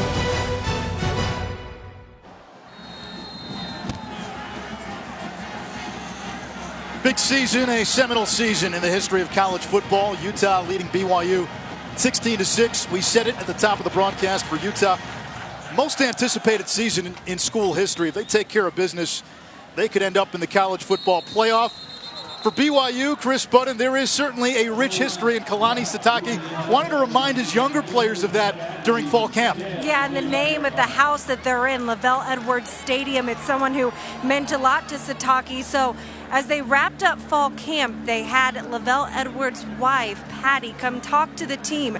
Sitake realized that most of the players on this team weren't even born during the Edwards era, so he wanted Patty to talk about her late husband, what he meant to the game, what he means to BYU. Sitake said, listen, we haven't done a very good job of protecting his house. I wanted them to understand who he was, what he means to this school, and what it means when we play in his stadium. Before Lavelle Edwards took over as BYU's head coach, this was a lopsided rivalry. Utah dominated. That changed under Lavelle Edwards, and also his influence on all of college football, bringing the pass-happy offenses, leading BYU to that national championship in 1984. And, you know, you can't talk about Lavelle Edwards and BYU without the great quarterbacks of that time. Robbie Bosco, Ty Detmer, Steve Young, Jim McMahon. As Peely, the injured player, able to get up and to run off on his own power. Freshman, Keenan Peely, his brother Trajan, a starter on that defensive end spot. There is Kalani Sitake. Big season for him, some pressure. Incredibly tough opening 4 games, starting with number 14, Utah. Talon Shumway makes the catch, and right there, Jalen Johnson. Ahmad is a former DB. When you turn on the tape, what's there to like about Jalen Johnson? Aggression. And he's got the competitive streak and mindset that's necessary to be out on an island and not care in front of thousands of people that if you make a mistake, you cost your team points. And Johnson embraces that challenge. He's got a lot of swag on the outside edge, and that guy is destined for the NFL. One of the top DBs in all of college football. Tyson Williams thrown to the ground by Devin Lloyd, but not before a pickup of 10 and a BYU first down. He just went right up the middle, where that's the strength of this Utah defense. If they can get more runs like that and really wear down this Utah defensive line, it'll give them an opportunity to get something going and finally put one in the end zone. They've been in the red zone twice and come away with 2 field goals. The difference, Utah gets in once, they punch it in for a touchdown. Williams again, looking for the edge, and Fotu meets him in the backfield. Tyson Williams, a former top 150 recruit out of high school.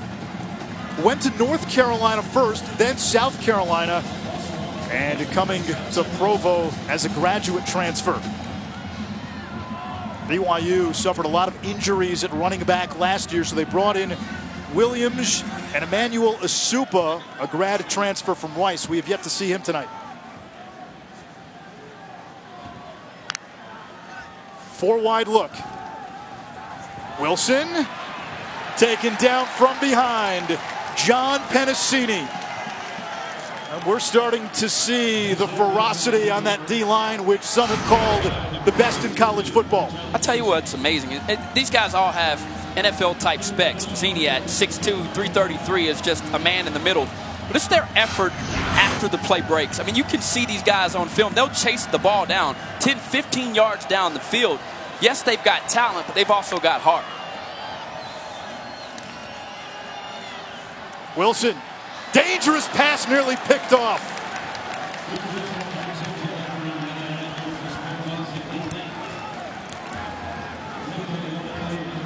Burgess almost had that one, and the wind is starting to pick up again.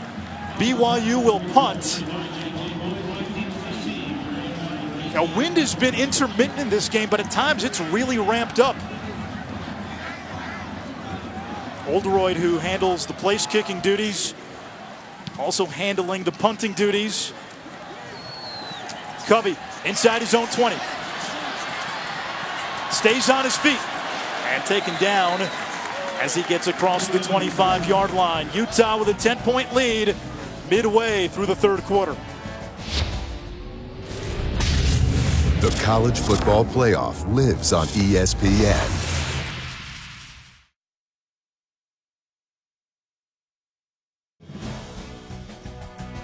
ESPN Thursday Night College Football, brought to you by Chex Mix. Score the winning mix. Now, this was last night. Thank you to the folks at Heber Hatchets. We went axe throwing. Yes, none of us had done this before. I thought Chris, you came out of the gate strong, and then I don't know what happened after that. I lost my touch, but I just want to say there was only one of us that actually stuck the axe on the first couple tries. You're right. You're right. Simpkins on that far side. Ahmad unearthed his inner cowboy after a little while. You got in a pretty good groove. Yeah, I mean, I won the only game we played, and that was a lot of fun, and I appreciate the hospitality. And then Cosmo out there the entire time was challenging us all. And, you know, he was cheating, and his foot was across the line, and I had to let him know about it. I sure did. Cosmo, if you're listening, I'm coming for you, buddy. He's listening. He's not responding, though. The most surprising part was nobody got hurt, and we didn't hurt anybody. Moss tornadoes his way to the 40, another first down, and Zach Moss over 100 yards rushing today. Remember, he missed the last 5 games a season ago with a knee injury. Tweeted that he had unfinished business and had a chance to go to the NFL, probably would have been drafted, but wanted to come back, wanted to be the first person in his family to graduate from college. He'll do that in December. First Ute with 100+ on the ground since 2011 in this rivalry. Moss has the edge, stiff arm. Another nice pickup on first down. Big one Saturday, Oregon and Auburn, best matchup of week 1 at Jerry World. Justin Herbert, a Heisman candidate. Gus Malzahn on the hot seat, but he'll be calling his own plays. And Ahmad, for the Pac-12, boy, week 1 after last season, they were written off. It was a disaster. Washington losing to Auburn, UCLA going down, Oregon State getting smashed by Ohio State. They need a good showing in week 1 this year to stay in the playoff conversation. I'd agree. Now they're feeding Moss now. Look at the power of Zach Moss. Reverses field and tripped up behind the line. Good recovery there by BYU. A flag is down, though. Did you see that stiff arm? Oh, my. Chaz Ayu. Personal foul, face mask Offense. 15-yard penalty. Replay second down.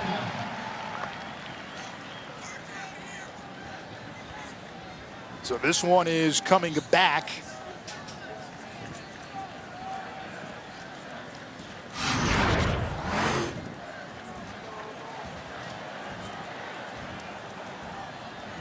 It was a face mask on Utah.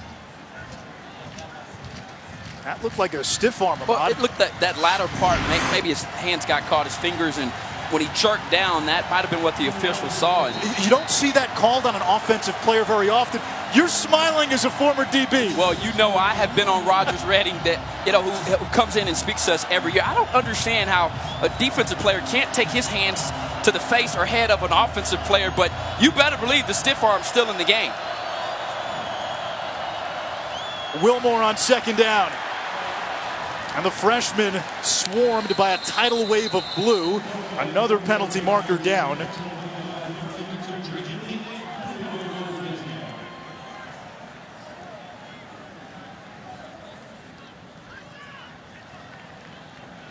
Holding. Johnny Mahia is slow number to get 55. up. 10-yard penalty. Replay second down. This pushes Utah further back. It's a holding call. And it's about to be second and Neptune. If there is an area of weakness on this team, it's the offensive line. And it's not because these guys aren't good players. They believe they've only got maybe 6 guys, quality offensive linemen. And this is something throughout the course of the year. They're going to need more guys to emerge if this offense is going to be as explosive as it can be.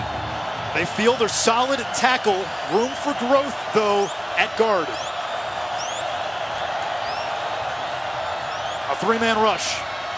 Moss on the screen. And a nice tackle in space by Dayan Gawaloku.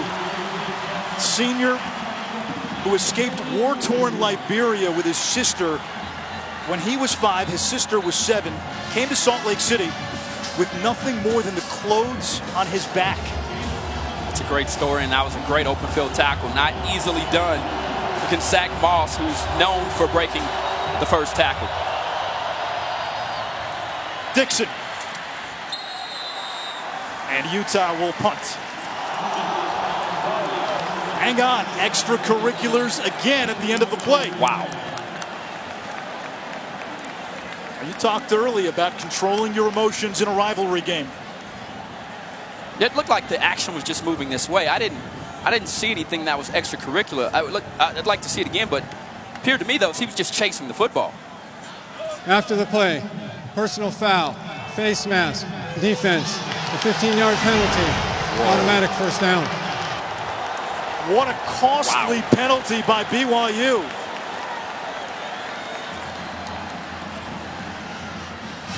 And that looked incidental. It didn't look like that was a malicious play. And here's the thing, though. That's why you don't get your hands high on a tackle. It could happen. We've seen it happen a couple times tonight. And that was a 3rd and 27, and now... And this is a team that's struggling on 3rd down. They didn't have their second 3rd down conversion until that scoring drive. And you let them off the hook. Simpkins in motion. Huntley, clean pocket. Flair to Simpkins. Those two are high school teammates driven out by Austin Lee. We mentioned that South Florida connection. Simpkins, Huntley, Zach Moss, Dennis Erickson, who was an assistant at Utah, had a big hand in opening up South Florida for this program. And Kyle Whittingham told us yesterday, this is now season 9 in the Pac-12. Doesn't feel like it's been that long, but the Pac-12 banner has opened up some doors recruiting-wise for this program. And I think Kyle Whittingham, the way he connects with his players, the type of culture he creates, and this is a program that NFL scouts respect. Nice run that time by Wilmore. The coaches told us they really like the young man's patience and vision. And then the next part of that, right, is being decisive when you do make a cut. I mean, he stuck his foot in the ground there and got upfield. A lot of young tailbacks tend to dance around like they used to in high school. This is a different ball game, and Wilmore has not looked like he's overwhelmed by the speed of college ball. Play action. Huntley downfield, wide open. And the catch made by Keithy. This time, all alone, he hangs on. And you're starting to see some fatigue on this BYU defense. It is demoralizing as a unit when you get that close, you push them back, and they come back and convert on a penalty. And so you're thinking you're off the field, and all of a sudden now you're back out here. Now, if you've got heart and courage, here's what you want to do. You're inside of your red zone now. Bow your back and try to hold them to a field goal and hope that your offense can get something going on their next drive. Moss. Unable to get to the corner. Second down.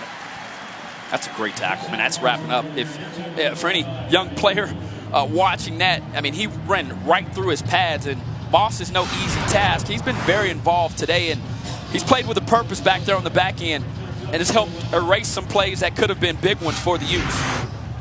Britton Covey back into the game. Covey, a big weapon in the receiving game, broke his wrist early last year, tore his ACL in the Pac-12 championship a season ago, and not quite up to 100% coming into today. Huntley on the move. There's a flag down. Huntley dives forward. Looks like a hold. Holding. Offense, number 55. 10-yard penalty. Replay second down. Right tackle Nick Ford. Penalties have been a killer on this drive for Utah, but they were bailed out by that face mask call, which, again, looked iffy upon replay review. And drives like this really wear on both sides of the line of scrimmage, whether it's the defensive line for BYU, which has more depth, or the Utes that don't like to make a lot of changes if they don't have the depth. They like to go with their guys. Ford there, fatigued, and his technique suffered. Moss, hammerheads through the middle. He gets to the 20, a 3rd and long coming up. Utah needs to get to the 4-yard line for a first down. Well, once again, you're back in a situation, right? What did I say at the beginning of this drive on first down? Bow your back, stop them, hold them to a field goal, and as you're walking off the field, you pull one of those offensive players to the side and say, get it going. Because right now, you're starting to draw to a close as this third quarter's closing, and we saw the Utes last year in the fourth quarter make an unbelievable comeback.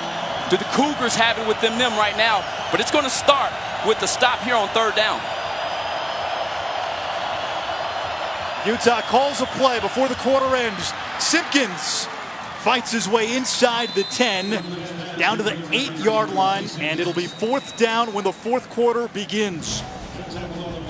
Utah controlled the ball. They had it for more than 12 minutes in the third quarter.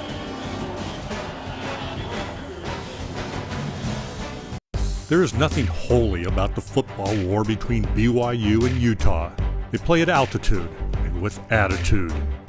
This is their Iron Bowl, their Army-Navy. The why? The U. The Holy War.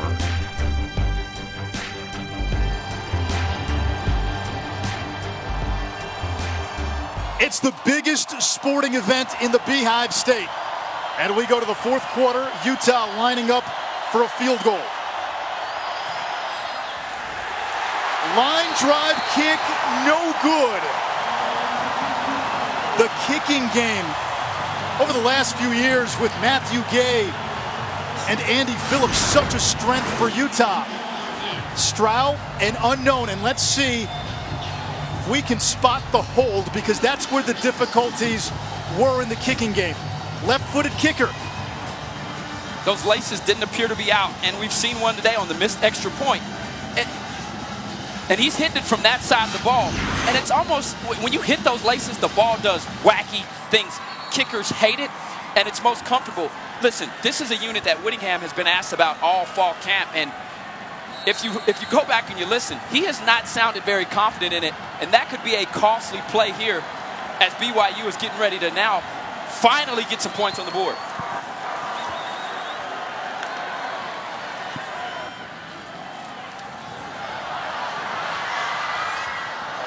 Wilson on first down, taken down hard by Tafua. Chris. Guys, when I was talking to Kyle Winningham before the game, he actually felt very confident in the kicking game. Said, I think that we'd be comfortable with a 50-yarder, but when I was watching them in practice, they missed several before the game of 40-plus. And between Lemon and Stroud, they were having a hard time with the holding. The hold and the poor hold was evident on Stroud's missed PAT. Utah had a kicker who won the job after the spring, but left the team and left football 5 days after. Fumble. Utah says they have it. No signal yet.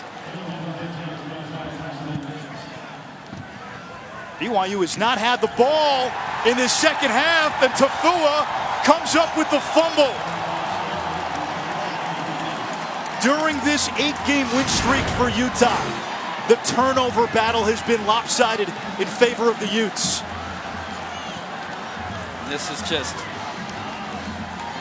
that's not the right step there, and you could see there was some type of conflict between where the quarterback was thinking he was going to be and where the running back was actually at.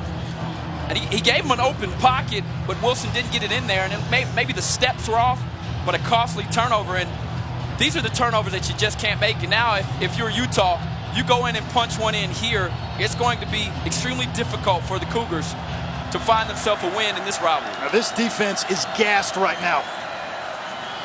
Moss up the gut, still on his feet inside the 10. That is the last thing you want to see for a tired defense. Trying to tackle 220 pounds of muscle and a guy who runs like he's a linebacker. He's reckless. He doesn't care about his body. That's part of the reason why he's been injured and banged up. Great vision here, great blocking up front to create some type of crease, and just look at him shrugging off these fatigued BYU defenders. And you would assume that this is Moss's area. 5 of his touchdowns a season ago came inside of the red zone. Simpkins in motion. He gets the call around the bend and out of bounds at the 5. Taken down by Daw. Went back to the well, right? We saw Dixon earlier score on a jet sweep, trying it again, and what does that do? That makes that defensive line hesitate. Now you come back and you pound with the inside run game, and you give the ball to your star tailback, Zach Moss, and you let this kid do his work. Because right now he's licking his chops. He hadn't found the end zone tonight. We already said earlier, first Ute in a while to rush for 100 yards in this matchup. Since 2011. They'll feed Moss again! Untouched into the end zone. Zach Moss extending the lead for Utah. That certainly silenced the crowd. And I tell you what, give credit to this BYU defense for trying to hold on as long as they could. But it's been the penalties that have extended drives that have kept them out on the field. In the third quarter, the Utes had the ball for 12 minutes. Compare that to the 2 minutes for BYU. There's no way in the world that you can stay out on the field that long and not see some type of difference in your play. They're tired, and when you're tired, your technique suffers. New kicker, new holder for Utah. Jason Shelley, the backup quarterback, will hold. And Redding nails the PAT. 13 points off turnovers for Utah. It's been a big factor tonight. Utes looking to make it 9 straight over the Cougars.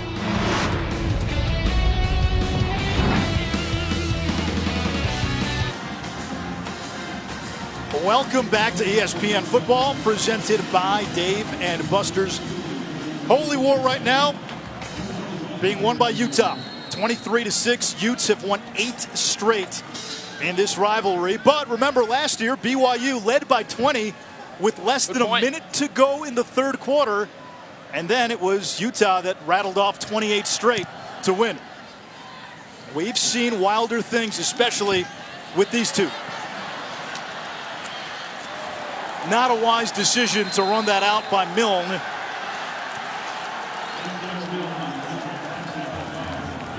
AP rankings brought to you by Chick-fil-A. These are still the preseason AP rankings. You don't see Utah in the top 10, but they're at 14, highest preseason AP ranking in school history.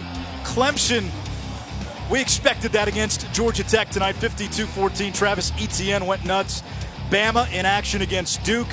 On Saturday, Notre Dame will open up on Labor Day against Louisville, new head coach for the Cards. And no pressure at Michigan. Florida won against Miami, didn't look great doing so. Complete to Hifo. Leva Hifo is really the jack of all on this offense. We've seen him in the receiving game. He'll line up on the outside in the slot, used in the run game.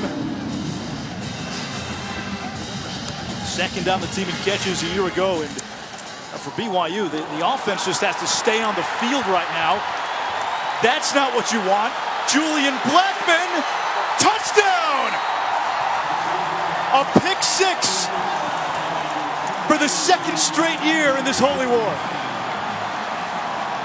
Yeah, that's the look right there. If you're Kalani, that's what you're thinking right now. The ball was tipped there by Lewis and fell right into the hands of Blackman.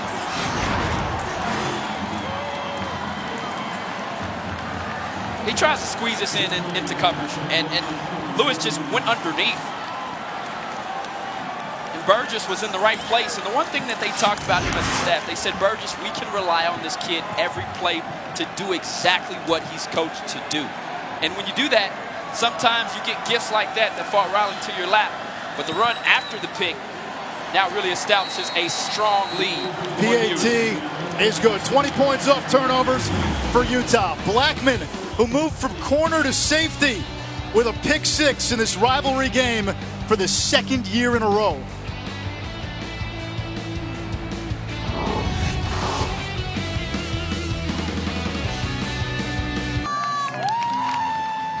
We've said many times tonight, this is a rivalry where there's blood on both sides and a lot of interconnective tissue. Well, Julian Blackman, who now has returned an interception for a touchdown 2 years in a row in this game, he and BYU quarterback Zach Wilson are second cousins. And after Wilson threw the interception last year, he said they weren't on speaking terms for a little while. Well, the same will happen tonight.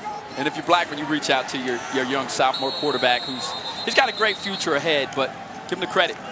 Utes have gotten after him. Labor Day, it is Notre Dame and Louisville. Scott Satterfield's debut as head coach for the Cards. Notre Dame, number 9 in the country, highest preseason AP ranking since 2006. Irish, coming off a playoff appearance, back-to-back 10-win seasons. They haven't had 3 straight 10-win seasons since Lou Holtz was there in the early 90s. You buying Notre Dame getting back to the playoff this year? I think what you're seeing is some guys that are believing they've got talent, and I think Notre Dame is a true contender. We'll see what happens. We know they have the schedule to impress certainly the College Football Playoff Committee. Wilson under duress, running in circles, now steps up, floats it downfield in traffic, nearly picked again. That was Blackman who got his mitt on it. Now that was great. All the work in the backfield and being able to escape. But this is not a wise decision to throw this football. And, you know, listen, the kid hadn't appeared to be rattled much. You got to give him credit for having the moxie to try to go downfield. But the reality of it is, right, these types of decisions will turn into points. And we've seen that happen twice tonight. Wilson flushed again, in trouble, gets away, and taken down at the 30 by Burgess.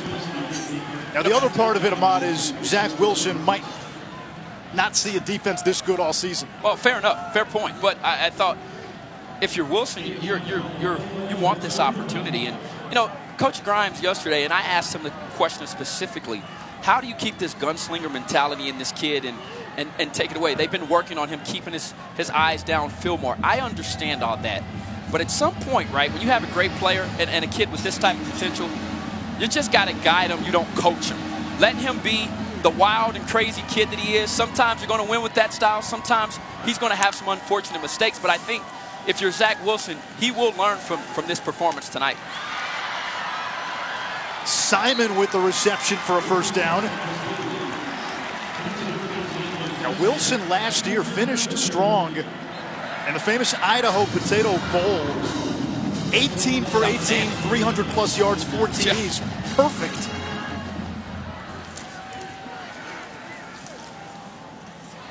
Broken up by Jalen Johnson, the all-conference corner. That's great ball skills. And if you watch him here on the back end of this play, a lot of defensive backs at the point of the play, and what I mean by that is when the ball is next to you, they swipe the hand. Watch him shoot the hand to get this hand in here for a breakup. That is a major difference in a guy that can play and be a shutdown corner like Johnson versus a guy who would have allowed the wide receiver to catch the ball there. Excellent play there from the All-American candidate. Here's the blitz. Open receiver. And Hefo spun down at the 45. Third down coming up. Opening stanza for BYU. Not easy. Utah tonight, then Tennessee on the road. USC at Washington. No one faces a tougher gauntlet to open the season.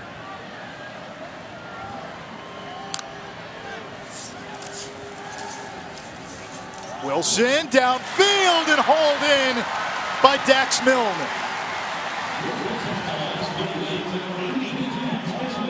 See the throwing ability that this young man does possess. It's about being consistent now. I mean, he really threw a dart in here. You see him get in rhythm and walk into that throw, put the ball on the money. Brought in by Talon Shumway, one of 25 married players on this Cougar team. Wife Cassidy. Shumway, a terrific basketball player. His high school team, he was one of 5 starters. 4 went to play D1. Shumway could have. Gunnar Romney on that far sideline. Another big pickup. BYU knocking at the door, still looking for that first touchdown of the night.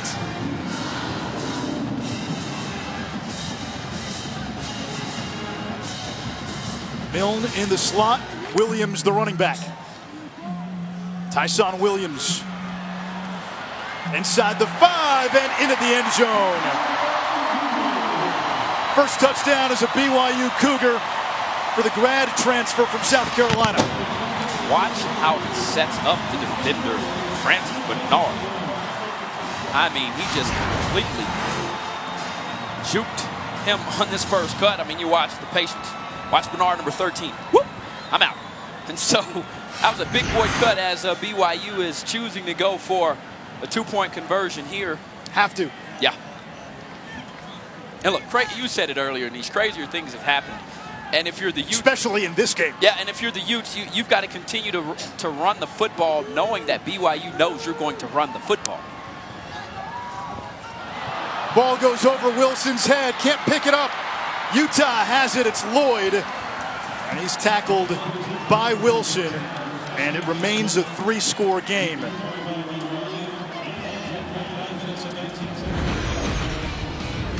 Second poor snap of the night prevents them from converting on the 2-point conversion. Cougars trying to get back in this thing.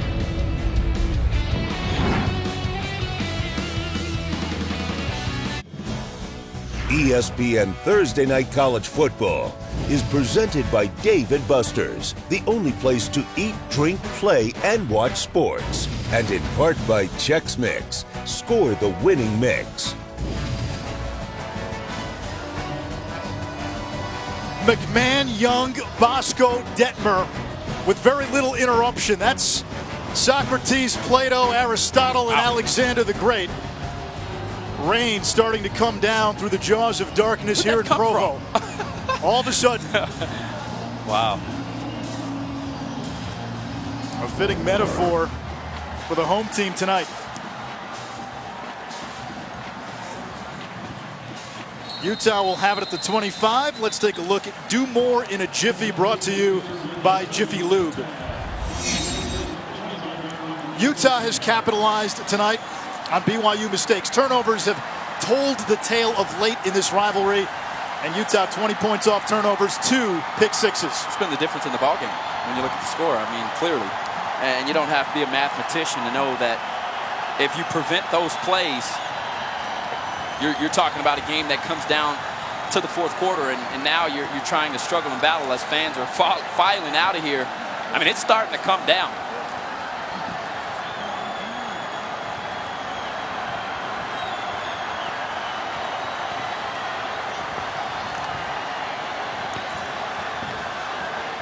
Moss churning in the rain. And a nice pickup on first down. That's been a big difference offensively. First down production for Utah. Well, I tell you what, they were phenomenal a season ago on the back of Zach Moss. And I mean, averaged almost 7 yards pop on first down. I mean, that's totally phenomenal. And we've seen him today in first down situations pop off some big yardage like that. And that really keeps the offense on schedule.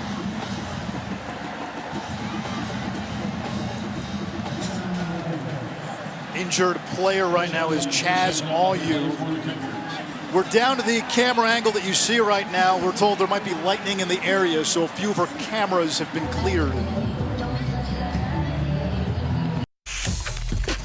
Hey, I'm Scott Van Pelt. Coming up tonight on SportsCenter, everything you need to see and hear from Clemson's easy season-opening win against Georgia Tech. Oregon quarterback Justin Herbert joins the show ahead of their game against Auburn Saturday, and we got some winners right here on the card. New season of those coming your way right after the game finishes up in Provo. Back to you.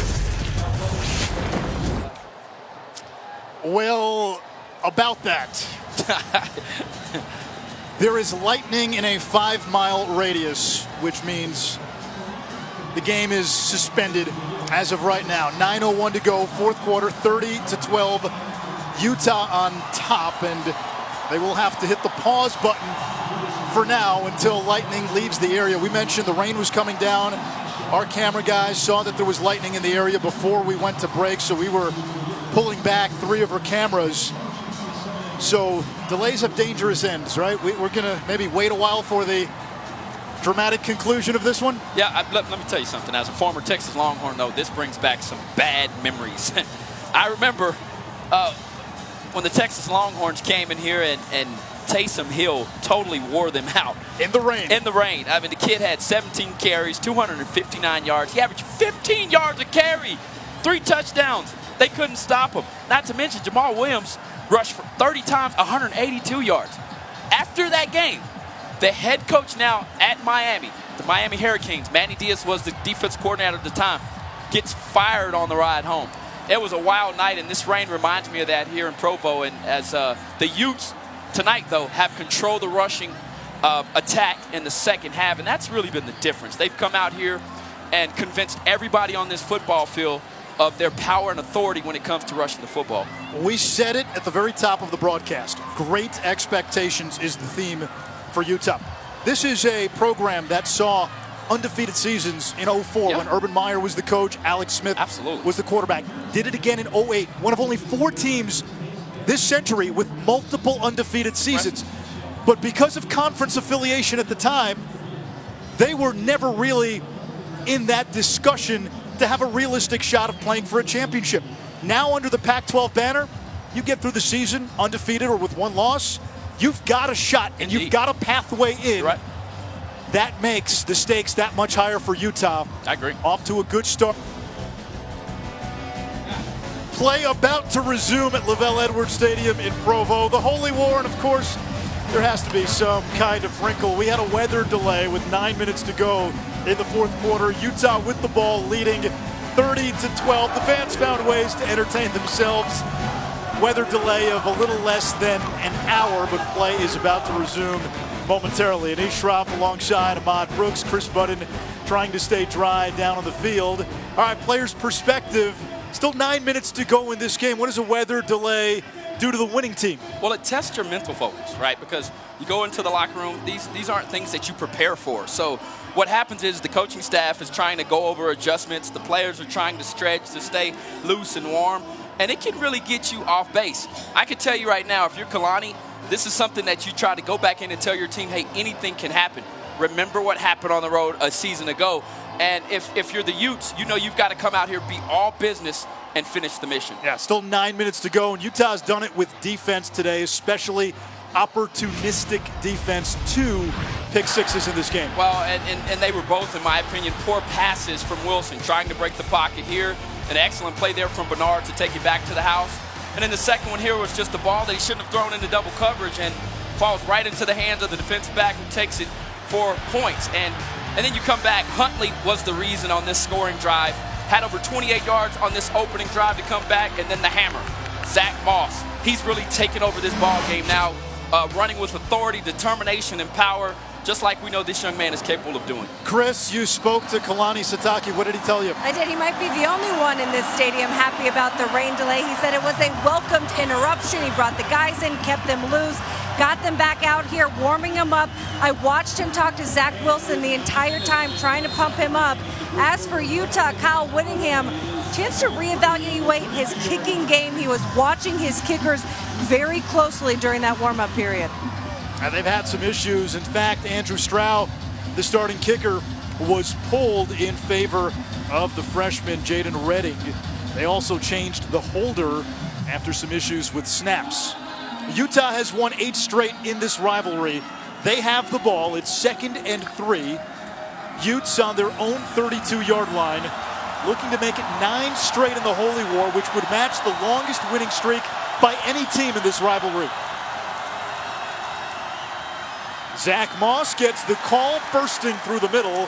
Another big game for Moss, 11 yards. He's up to 145 and a first down for Utah. He's taking control of this game, and they're doing it right up the gut. I mean, one thing that stands out about Moss when you watch him on film is he has the ability to run inside, and he can run outside with his skill set. Makes him a very dangerous player, and he's really turned it on here in the second half. And this is what you fear after a long interruption, injuries. Right.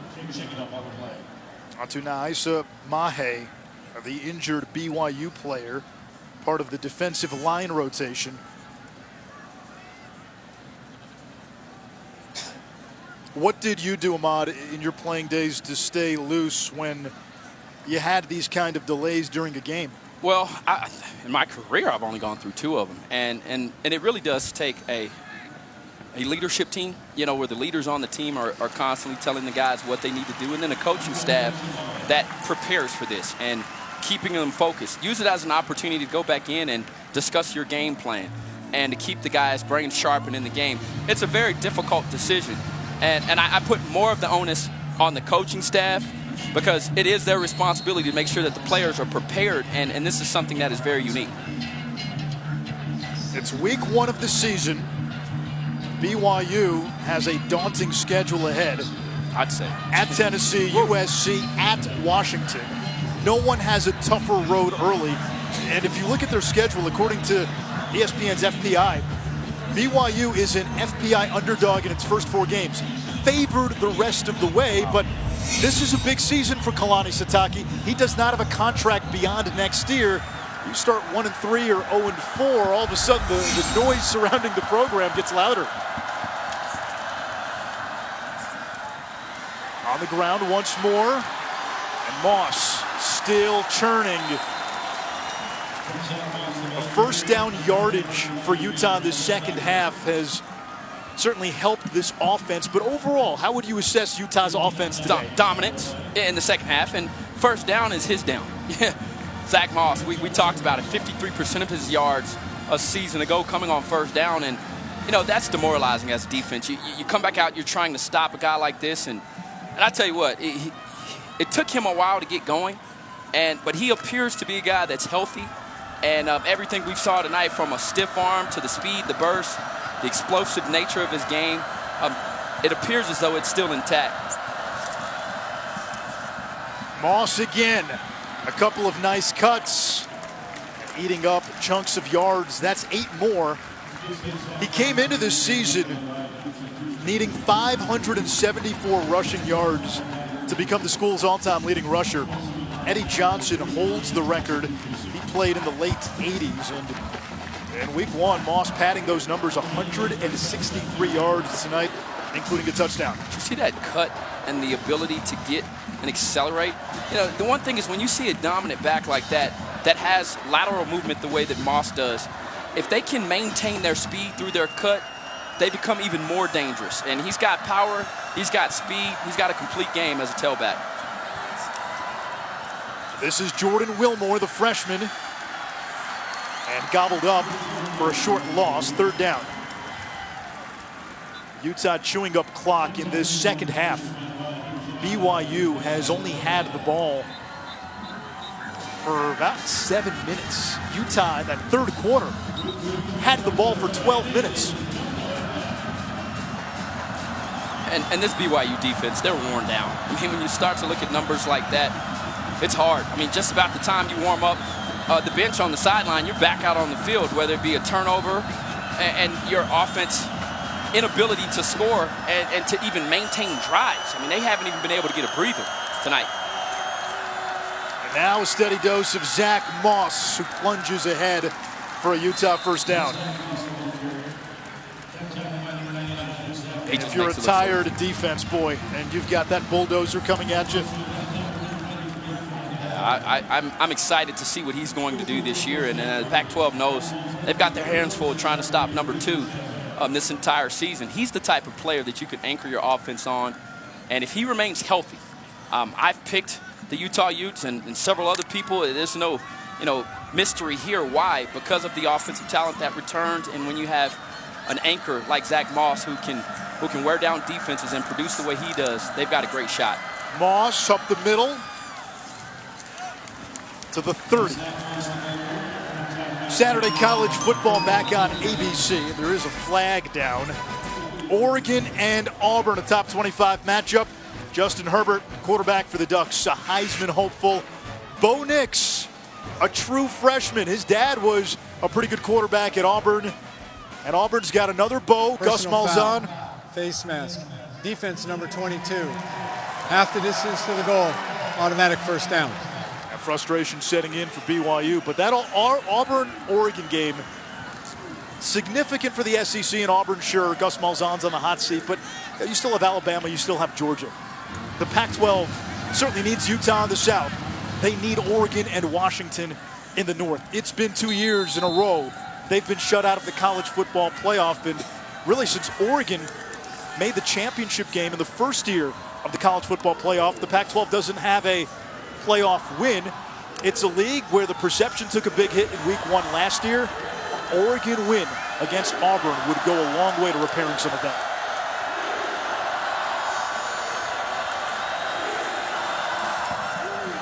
Moss breaking tackles, but finally stumbles after a gain of a yard. And to your point, look, with Notre Dame being also a top 10 team, you start to throw in the independent there. Listen, with them playing as well as they are, the potential of 2 Power 5 conferences being on the outside looking in is amazing to think about. And if you're the Pac-12, you're right. These types of matchups go a long way at the end of the season for the College Football Playoff Committee to sit around that table and to discuss how strong the Utes are, how strong the Ducks are.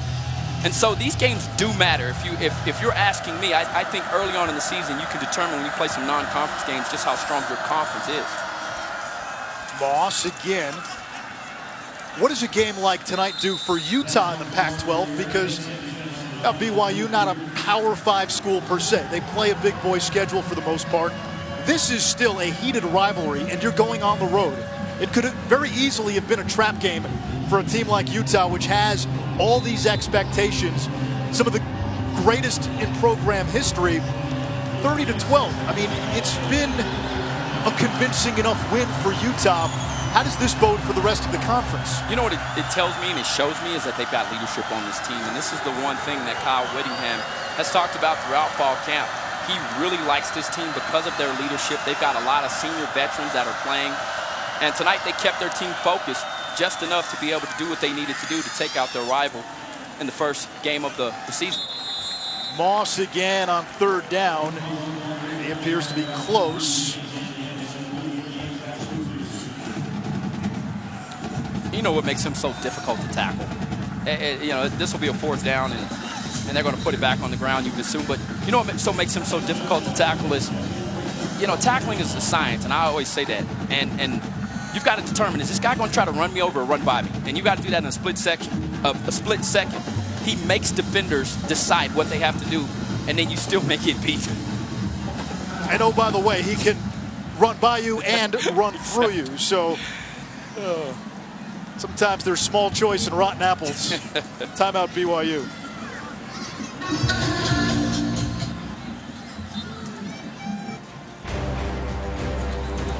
Anish Raf, Ahmad Brooks, Chris Budden with you on a Thursday night in Provo. Saturday, WBO and WBA lightweight champ Vasily Lomachenko puts his belts on the line against England's Olympic gold medalist Luke Campbell. The vacant WBC title also in play. 12-round unification bout on ESPN Plus in English and Spanish, 4 Eastern, 1 Pacific from O2 Arena in London. To order the main event, go to ESPNplus.com/top-rank. Tyler Huntley on the keeper to move the chains on 4th down. It sets up 1st and goal. Utah just about ready to put the ribbon and wrapping paper on a 9th straight win against BYU. And look what they've done in the last 4+ fourth quarters, or the last 4+ quarters going back to the game a year ago, 58-12. We've said it many times. The last 2 decades, 18 of the 21 games have been decided by a touchdown or less. Not the case tonight.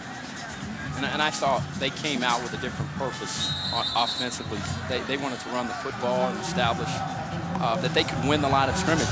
And that started with me. I thought Huntley being able to put the ball on the ground just like he did there on that 4th down, I would continue to make that a major part of the game. Timeout Utah, delaying the inevitable at this point. 1:48 to go in regulation.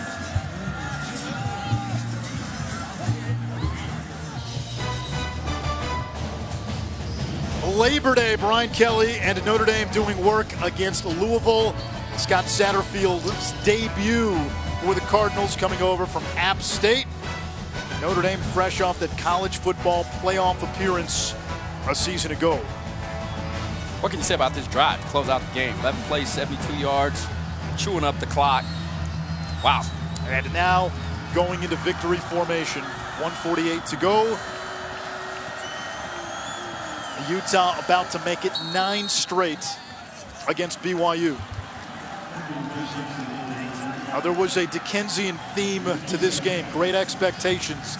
Utah, highest preseason AP ranking in school history. Favored to win the Pac-12. Lee Corso has them playing Alabama in the national championship, but those are the goals that are now in play for this program. Their prestige, their perception has risen, but the talent and the ability and the athleticism is there to match. Their schedule is favorable. They miss Stanford and Oregon from the Pac-12 North. Now they get USC early in the season. They should run away with the South, and really the big game that I've got circled for them going forward is the road trip to UW and Husky Stadium. Yeah, I just think the leadership on this team, when it's all said and done, is going to be the reason. And the reality of it is you know, if you've got a player of Moss's caliber and a defense that can create takeaways the way we've seen here tonight and then turn them into points and then figure out a way to shut down a dominant quarterback like Zach Wilson. And this was what you would expect to see out of the Pac-12 favorite. The Utah contingent chanting 9 in a row. Ouch. Hard times continue for BYU in this rivalry. Kalani Sitake and Kyle Whittingham, they haven't spoken in a month, close friends. They'll share an embrace near midfield. Back on speaking terms going forward and rooting for each other going forward. Their friendship transcends this rivalry. But the day belongs to Utah. They have not lost to BYU this decade. Chris Budden. What did you think of the way they responded out in the second half? Well, they responded very well. Did a great job execution-wise, took care of the football, made a bunch of first downs and scored some points. So it's exactly what we needed. What'd you learn about your team in game one? Well, we started slow. I don't know why, offensively. Got some physicality up front. And, we ran the ball pretty good there in that fourth quarter. Need to get more explosive plays. We're not explosive enough right now. But off to a good start. Can you share what you told your friend Kalani Sitake at the end of the game? I just told him he's a heck of a coach. His players play hard. He's doing a great job, and I wish him well the rest of the way. I appreciate it. Congratulations. We emerged from a weather delay with 9:01 to go in regulation. Utah had the ball. BYU never got the ball back. Utah matches the longest win streak by any team in this rivalry. 9 in a row. A season full of expectations and full of big dreams is off to a great start for the boys from Salt Lake City. For Chris Budden and Ahmad Brooks, Simon A. Schropp, Utah the big winner against BYU in the Holy War. So long from Provo.